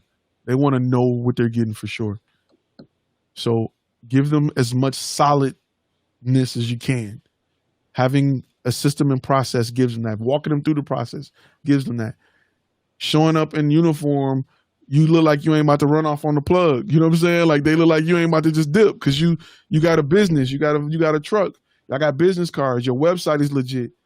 I see reviews. I don't feel like you about to run off on me when you get this big check, even though I only see one guy from your company. You know what I'm saying? So there's things you got to do to make them feel comfortable. The more comfortable they feel with every aspect of business, the more they're willing to spend, the more frequent they're willing to spend, the happier they are spending it, the more referrals you'll get. They'll be, you know what I'm saying? I got clients that invite me to personal events just to hang out. That just because because they boss told them to get a video, I provided them with a dope video. Their boss is their best friend now, and they like, you're my secret weapon. Appreciate you. So, and I've had clients tip me all kind of stuff, $500 tips. Just, all kind of times they've been like, we're gonna hire you to come take a picture of our parking lot for $1,000. Because we got extra budget and you did such a great job. So it's happened. I mean, a lot of times it's happened, and it's because they feel comfortable and confident with what we offer. But the bread is out there. The bread is out there. It's more than you think. One thing you gotta separate yourself from is looking at the world with your pockets. It's hard for me to. And I just want to be real with you. That's just the most blunt way I can tell you. Nothing in this world is too expensive. You just can't afford it, right? Get away from friends that when you point out big houses, they're like, who gonna cut all that grass? Dude, if that was my house, I don't give a damn what it costs to cut the grass. I don't care about a light bill if that was my house. Get away from them people because they don't think big enough. But this industry can take you wherever you want to go if you're smart about it. If you work hard at being different than the average Joe Blow that just got a camera that think he gonna just shoot music videos and, you know what I'm saying, be rich, be throwing money in the club. Like, if you're smart about it, it'll take you places. Literally, you'll travel free. You'll go places and meet people. So, you just gotta think bigger, and you gotta understand the value of content. I think that's one of the problems for a lot of us is we have a consumer mindset compared to a business mindset. And the only problem with that is because we was raised up that way. You were bred to be a consumer. Yeah, a lot of times we didn't have that parent who had their own business to not let you understand that a consumer mindset is worse than having a business mindset, because you can see from a different aspect of everything. Will make it a lot much easier as you grow up. And I wish that they teach more in school, and especially with businesses and things like that. But how did you transfer your mindset from being a consumer to specifically business? Was Books. it just reading books or just going books. to acting? I never cared about books. I was a picture guy. Like, I didn't care about books. Audiobooks helped me out a lot because I just didn't care. I'm just being real with you. I just didn't care about books. I felt like You know what I'm saying? But I read a book. I read Who Moved My Cheese, which is a book about changing your mindset. I read The $100 Startup, and I read End of Jobs, and I was hooked to books. Now, when I say read, I mean audiobooks. I read Who Moved My Cheese, the actual textbook, but I literally, when I say educate yourself more than you entertain yourself, I cut off all the music. And when I got in the car, I listened to audiobooks. So there's only so much ass shaking and in the club throwing money you can listen to before you like, okay, dude, I got to cut this off. It's redundant. It's over and over negativity or wishing and hoping. I'm tired of hearing other people talking about money and I don't got it. How can I get it? By changing what I digest, what I consume. And I started investing in audiobooks. Even if it was, I listened to my first Stephen King audiobook last January or February, and it finally hit me when I hear people say the book is way better than the movie. I'd be like, shut up, it can't be. The book was way better than whatever they put out. And it was the first time I started like, wow, like I'm missing so much. And I'm going to be real with you.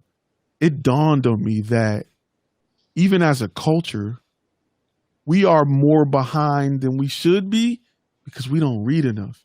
And reading is literally me taking my views, my experience, my life, my knowledge, and I'm putting it in a form that I can pass on to you and save you years of your life. Literally, I'm giving you a part of my brain to add to your brain. That's literally what a book do. And I was like, I've been running from this for so long. Good looking out on the super chat markets. I've been running from this for so long. I feel so stupid. Is there anything in the course regarding choosing the right profitable niche? It's my main sticking point. So yes and no. Yes, there is things about helping you choose what niche to go after. And it talks about making sure that it's passion-based.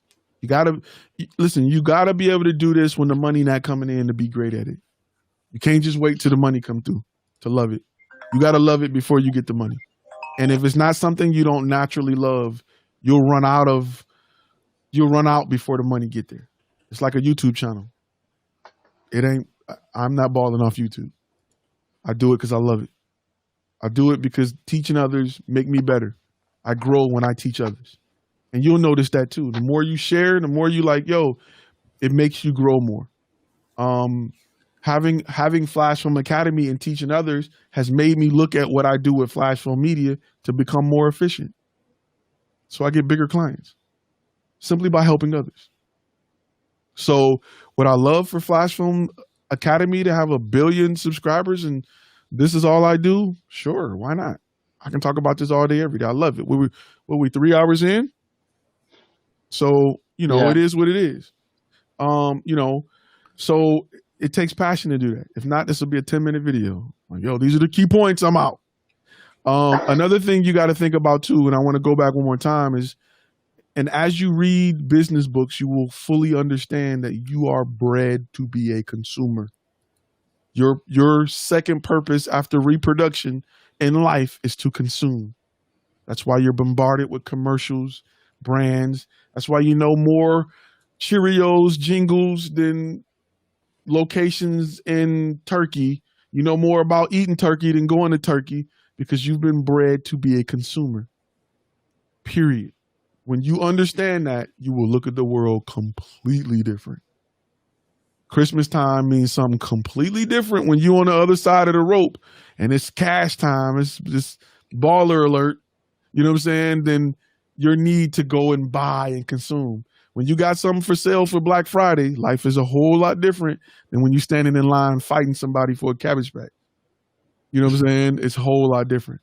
Good looking out on the super chat. Marlon says, unrelated, in your last live, I believe you said you're not currently using Sling Studio for live streaming setup. What do you currently recommend? I still recommend Sling Studio for business. The only reason I'm using Restream is for that purpose right there. 1, I can bring in 10 people. 2, I can post your questions on the screen. So it helps for what I'm using. if I'm doing something with a business, I'm using Sling Studio all day. Oh, I wanted to ask you about that because I know you said you do a lot of live streaming stuff, or you have been.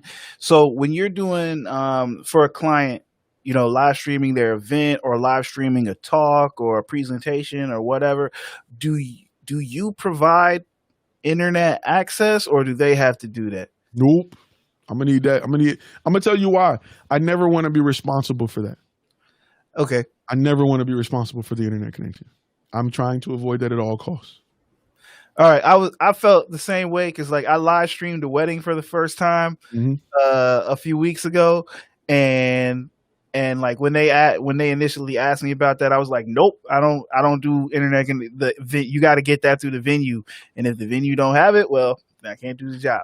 I'm actually working on an updated version of the live streaming contract that stipulates that the client agrees to provide a internet, not just internet, but internet at a certain rate. I think it's like 4 megabytes per second down, 500 or half a megabyte or something like that up. I got to look at the direct numbers or the exact numbers I have, but there's going to be an update to the live streaming so that clients will sign off on it. Because usually when I'm there, I'm pulling a speed test, saving a screen print. Because if anything happened, I can be like, look, you said y'all have at least 4 down and 5 up. I'm getting 1 down and 500 kilobytes up or whatever. And you sign saying that. So I'm not held responsible if people who are watching it are getting lags or delays, because this is what we require to stream. And you don't have that. So we're going to still stream it as best we can, but you're not going to come to us mad because everything is not crystal clear in 1080p at 60 frames a second. Yeah, I thought that was the safe way to go, but I just wanted to confirm with somebody who had done a little bit more. Yeah, I'm not. We did an event a while back, and the internet was terrible, under 1 megabyte a second for a business. That's wired, connected to the router. It's not wireless. I said, y'all waiting on emails to send. I had better internet than this 10 years ago. My cell phone get better internet than this. You one of them Wi-Fi's where I'm disconnecting the Wi-Fi. I'm going straight to cell phone data. It's not happening. So it's, you know, I'm not going through that again. That's a learning experience. That's something that's why, you know, I'm always taking notes to update contracts in the contract pack, because I'm like, yo, if I'm going through it, others are going through it. Oh yeah, and the contract pack is legit. Oh, appreciate it. Yeah, I use the I just had a client sign up a month ago. Yeah, he's on his second month for a recurring retainer. Oh yeah, subscription and all that. Use the subscription contract. Yeah. Because I'm gonna tell you, I had people. Yeah, I want a subscription. You give them discounts for 2 months, third month they out. Nah, it's not happening to me again. You're gonna learn today. So it's gonna cost you more to get out. That's all. So you just got to protect yourself. Companies do it all day long. All these terms and conditions you're applying to, companies are protecting themselves. So you need to make sure you look at yourself as a business now. You're not a consumer no more. You're a business, your brand, your company is bigger than you. You should be working to leave something for your kids. They should, you know what I'm saying? Think about like look at Ford, right? Look at Ford. Everybody who come up in that family has got a place in that company. That company is bigger than Henry Ford. What he has done, what he has created is generational wealth. His kids don't need a 401k. They got Ford that will be making money for the next 100 years. You know what I'm saying? Like build a business that's going to make money when you're not there working on it. You want to bring employees in. You want to grow this thing to be something that's bigger than you. That's my goal. I want it to be bigger than me. Whether my kids decide to work there or not, whoever created AT&T is still going. Their kid can go live a life of, you know, beaches and surfing and just get an account that's ridiculous. We're all jealous of people like that. But they had a family member that sacrificed everything to build that, to make it. Right? They caught, they went into business during the right time and caught the right curve and took advantage of it. And that's right now we're in that curve with technology and content and media. We're in that curve. So if you can survive right now, if you're making money right now and you can find a way to get it going right now during this recession, what is it going to be when people start spending again? Because by next summer, if this Corona thing is gone, people going to make up for what they couldn't do last summer. A lot of marriages, a lot of traveling, a lot of conferences. Oh, people going to go ham. I want to be there to catch all of that bread. I'm going to be there with my pillowcase, just catching all the money out the air, ready to go. So make sure you're ready. You know what I'm saying? So make sure you get all this stuff done now. So when stuff turn around, you are booming.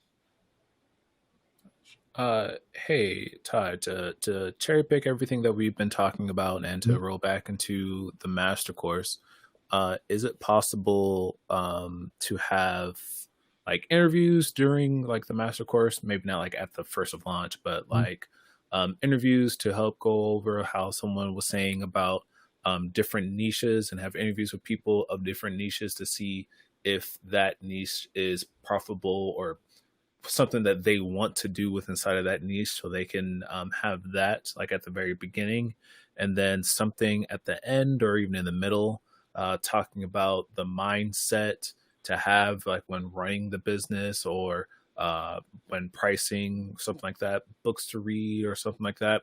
I know one of the books that I'm reading that helps with mindset was the big leap. Is it possible to have that inside of the master course? So with each section, I do have books, which is section 17 or last section talks about books to help with the mindset that you should be. And it's books that kind of talk about just each step of the business. As far as interviews, I am toying with the idea of creating a lot talking about the beta course part of it, or the beta part of it, where I interview businesses and I show you my process of finding a beta customer, where I interview them and ask them about certain things about their business that they're willing to talk about to help me develop a product. So that's something that I'm toying with. It's something that I got on my board. My goal is to get the master course will be a living course. So whatever's put out won't be the end of it, especially in the beginning. I plan on dumping at least another year and a half into it once it goes live. So in that process, I do want to make sure I'm taking people along my journey of going up to a company and creating a beta client. So with that, I will be interviewing people to see, how do I determine whether or not the product that I have in mind works, or how do I get their information and then develop something that they need, that I can then go out and be like, okay, we got this from the beta client. This is what they said. We learned about it. Let's go take this to a new client and see if they bite and go from there. But it's important that you guys hear not just from my mouth on what that particular person in my niche need, but hear my target client talk about it and how I start to, like you ever watch like a crime drama and they bring in the FBI guy to profile a killer based off, different stuff that happened at the scene.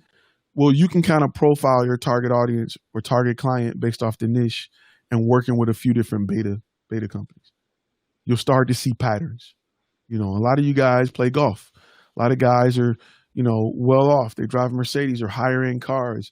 A lot of guys talk a lot about vacations, or they're big football guys. Like, you'll start to learn things about your target audience that will help you develop the product, or even sometimes just small talk and earn the trust of people, right? Truck owners are usually big football fans, right? You'll notice that a lot of dealerships, you come in and they catch you looking at an F-150. How about them boys? How the Cowboys do last week? And they got you because now you want to talk. Now they get that barrier down, and then they can start talking to you about the truck. I guarantee you there's something that you do right now where, as a consumer, they can relate, you to a certain class or area and talk to you about that to lower your guard to get in to do what they really want to do. Happens all the time. That's why waiters small talk you so they can upsell you. It's a little method that they've taught, small talk you to upsell you. And we just fall for it because we're just, we're consumers. We don't look at things from the other side ever. We're bred to be consumers. We just want to buy, eat, own, have everything. That's why commercials pay for 100% of every TV program you love, except things like HBO where you pay for it. But everything else that you love is fueled by something you might buy, because we're straight consumers. So I think Michael getting in trouble. Hold up. You good, bro? I just want to make sure you wasn't getting in trouble. Somebody, what, you still on that? Still on that YouTube for 3 hours? See, now you gotta put me on the spot. Thanks a lot. Thanks You a in there lot. on the OnlyFans page again, ain't you? Just tell her you in class, man. Don't let me come in there and run in there. You switch the screen real quick. I'll be honest with you. I have to go because. I'm getting ready to wrap it up too. But just on your back burner, just last thing. First off, thank you everybody here. I learned a lot of gems today, so I'm gonna put those better. Only way to learn is to apply it. So what I learned today, I gotta apply it. Secondly, I want to know more tie tales, and I know that you got many, but I also want to hear you guys' not tie tales, Flash Film Academy tales. We need to set that up. Yeah, because we need to get the gold it's a members real to tell us learning about like their worst story ever. I would love to post them. Yeah, because I want to learn. I want to learn from that. It's like, okay, I could see some things, but like you said, I had to fall forward. I want to see others fall forward, not because of haha and entertainment, but to actually, okay, those are some things I might have to look at. So I may put that out there. That sounds dope. All right, you guys have a good one. You do, Michael. Hey, come back and listen to this because I want to share one thing with everybody. I know you got to go, but come back and try to listen to the end of this because I just want to share something with everybody real quick that might help you out as well. All right, thanks. Will do. I don't know where I'm not. So I'm only saying this because of experience.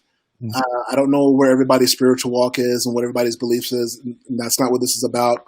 Just letting you know where I'm coming from and where my heart's at. I honestly believe if you do right and you work to serve and bless others, it's going to work out for you. It's not necessarily always going to work on your schedule. It's not always going to work according to the way you think it's going to, like the way you think you planned it out. But if you do right, I remember something that Steve Harvey said, about writing down your vision and making it plain, and that your gifts will make room for you. When people see that what you do, that you're not just passionate about what you do, but you care about the people that you work with and that you collaborate with, they're going to want to do things for you. And I say that because of this. One of our beta testers, one of our beta clients that we finally got our project finished with, literally like a day or two before I got in the hospital. We got the video sent out to them, finally got word back.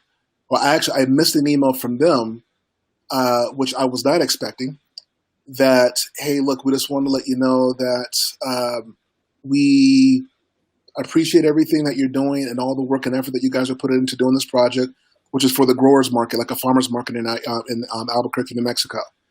And they said, we've got money in our marketing budget that we've got left over that we have to get rid of. We want to give it to you guys because of all the work, just to say thank you. Wow. And honestly, was not expecting it. Straight up. And straight up front. This is pro bono. We're just doing this for X reasons. We want the feedback. You're agreeing to put our name out there and saying that we're doing all the video work and photo work for you. And that's cool. That's the relationship we have. And we're willing to do that. And so I was writing a follow-up email to let her know, hey, yeah, I just want to double check and see if you saw the video. And then I caught that email. I was like, crap. And so I had to be humble about it because I was like, no, we don't need your money, whatever. Because that was kind of the instinct, where I was like, we don't need your money, whatever. Yeah, see, and I knew Ty would have thrown that face too if I would have got that. I need you to read The Alchemist and like at least last 5 pages. Yeah. See? So I was like, you know what? I said, let me swallow pride. What they're trying to do is show their things and show their appreciation. How disrespectful would that be of us to say, no, we don't want your gratitude? Yep. So you got to think about that. And so I wrote them back and say, hey, listen, Danielle, thank you so much. You're right. This was never our expectation. You know that if that's what you want to do and you feel comfortable doing it, by all means, we'll gratefully and humbly accept. Thank you so much for that. I just want to check in and see how you like the video. And once we got that reply back, she was straight up like, look, video was awesome. It was perfect. You hit this, this, this, this. I don't see any need for edits. We're good to go. We love it. Matter of fact, we're going to do we want to upload it to Instagram. I'm like, hold on, sister girlfriend. Hold on. We got to do another version if we're going to do that. Do your YouTube, do your Facebook. When I get out of the hospital, we'll hook it with an Instagram version as well. That's cool. Not a problem at all. But it just made me think that, look, because we sincerely and genuinely care about what we do, and we have fun with our clients, right? It's one of the things I put in my demo video. And she sees that, and she recognizes that, and she appreciates that. And that I honestly believe that was God's way. Like, look, I'm giving you a little something because I know you put in the work, and I know you're working hard. Here's just a little sign to say, look, I see you, and it's going to be worth it. All the hard work, all the hard labor, all those sleepless nights, it's going to be worth it. So I'm just trying to give that message to folks. Is just, it might get hard. It might seem, and Ty's shared his stories. Sometimes it might look like, I don't know if I'm going to make it, but you just got to believe in yourself. You got to believe in yourself and know that you are worth it. Know that you are more than capable of doing this. You wouldn't be in this group if you weren't. You wouldn't pay to sit on a chat with somebody for 3+ hours because you don't care about your craft. Think about that. We over here shooting the breeze, or whatever. But at the same time, everybody's dropping nuggets, right? Everybody's dropping nuggets. Everybody's trying to help everybody else out because we care about what we do. And if everybody in the Flash Film Academy, how many people are in this gold member group? Do what nobody else is willing to do so you can live like nobody else can. That's simple. I'm off my soapbox. I totally agree. 100%. Yeah. And the thing is this, and if you can master getting free clients to want to pay you, imagine what you can do with paid clients. So it's just, when you focus on just providing the work, the money will come. It's just that people walking around like this first because they're so used to being consumers. Great businesses solve great problems, and you don't care what it costs. I'm going to end on this quote because this is one of my favorite quotes that took me some years to fully digest and understand. It's by Zig Ziglar, so you probably heard it before because he do a lot. But it says you can have everything in life you want if you will just help others get what they want. I'm going to say it again. You can have everything in life you want if you will just help others get what they want. So just help people. Help people. Gatorade help people quench their thirst. Nike help people just do it. Apple help people just create. Facebook help people connect. YouTube help people star in shows about themselves or learn about things they love. Find a way to help somebody. Help a business, help a brand, help a company. Make that your priority, and the money truck will back up and dump everything it got on you. But if you do it for the money, you're not going to make it. And that's one thing I tell people when it talks about being your niche, right?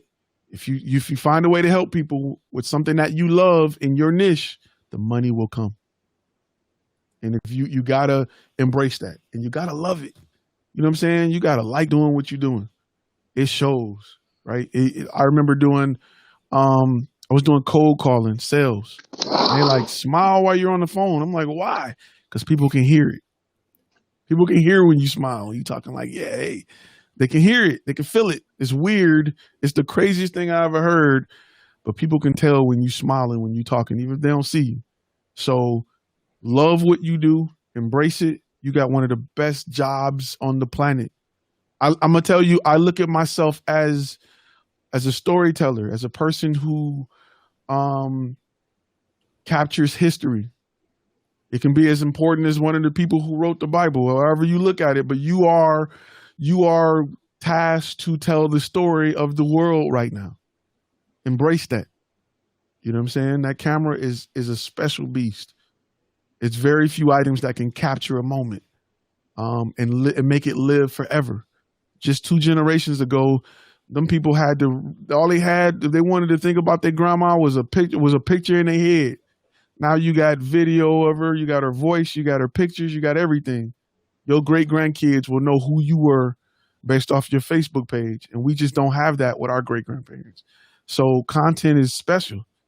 So embrace it. Embrace your ability to create this content and make people's life better with it. And you will get all the money you want. There is no limit. I don't like letting people control my destiny. I like to bet on myself. I'm not letting no company control what I make. If I got a job, if I'm getting laid off during a recession, nope, I'm betting on me all the time. 100% of the time, I'm betting on me. Because I know when I got to do what I got to do, I'm going to do it. And I'm not going to let somebody determine how far I can go with this. I'm going to go as far as I want to go. I'm not putting my future in nobody else's hands. I took that. I stopped letting people make money off me when I started my company. I'm not about to get pimped out no more. That's how I look at it, really. You're not about to pimp me for my skill set when I can make all the money I want to make from it. And once you realize that, once you realize your value as a content creator and the content that you create, you will stop letting people pimp you for it. And you will learn how to make money off your own head instead of having a company make 95% of the money off you and give you 5%, and you happy to show up every day on time, driving through the snow, you know what I'm saying, leaving your kids and missing out on their concerts and football games to go work for somebody else, missing holidays and junk for somebody else. I'll never put myself in that position again. And once you get out of that, you won't either. So build that brand, use that content. And I love to hear stories about cats doing good and y'all growing and just having aha moments or leaving here with jewels or, you know, just adding a little bit of sauce to your business just to get it one step further than it was a week ago. You know what I'm saying? Just to come along and just see the same faces and they like, okay, I learned this. I applied that. I'm here now. I'm here now. I'm here now. Perfect. Keep growing because you're going to look back and you're going to be way higher than you think you can ever go. You know, that success trend or tread is steps. It's a bunch of little steps. It's not an elevator. It's no big steps. You don't notice it until you look back and you're like, dog, I was here. It's a bunch of little steps, little bitty steps that will take you to the top. You're not going to see it. You know what I'm saying? It's like weight loss. You're not going to see it until you put them pants on from 6 weeks ago and they don't fit. And you feel like you the same. I'm like, I don't feel like I lost nothing. And you start looking at pictures like, dog.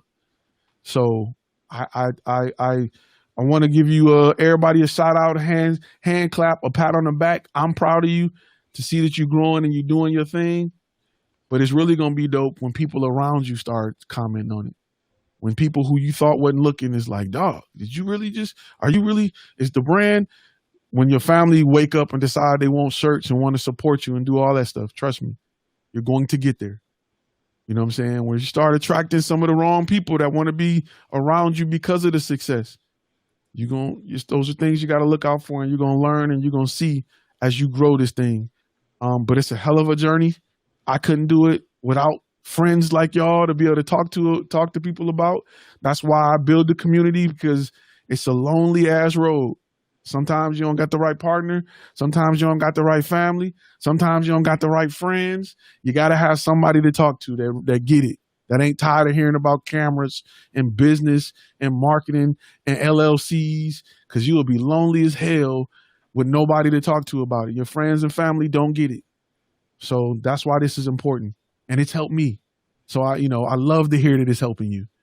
So with that being said, I'm a wrap. I will see y'all for sure Tuesday live. I will see y'all again Thursday live. Keep hitting me with updates. I love it. I see it. I pay attention. And don't be afraid to be like, yo, Ty, what's up with this? Or I'm trying to do this, or I'm thinking of that. Post it. Post it, send it to me, post it in the Facebook group. You know what I'm saying? Let's build that community. Let's stick together and let's grow together. All right. I will see y'all in the next live. I appreciate y'all so much, man. Appreciate you. I appreciate y'all so much. If I could snap my fingers and we all can be somewhere with a beer talking in a cigar or something, I would make it happen. Maybe when all this is over with, we can set it up and just chop it up. Even with the people that's texting that's not on video, I see y'all too. So don't think I don't see y'all,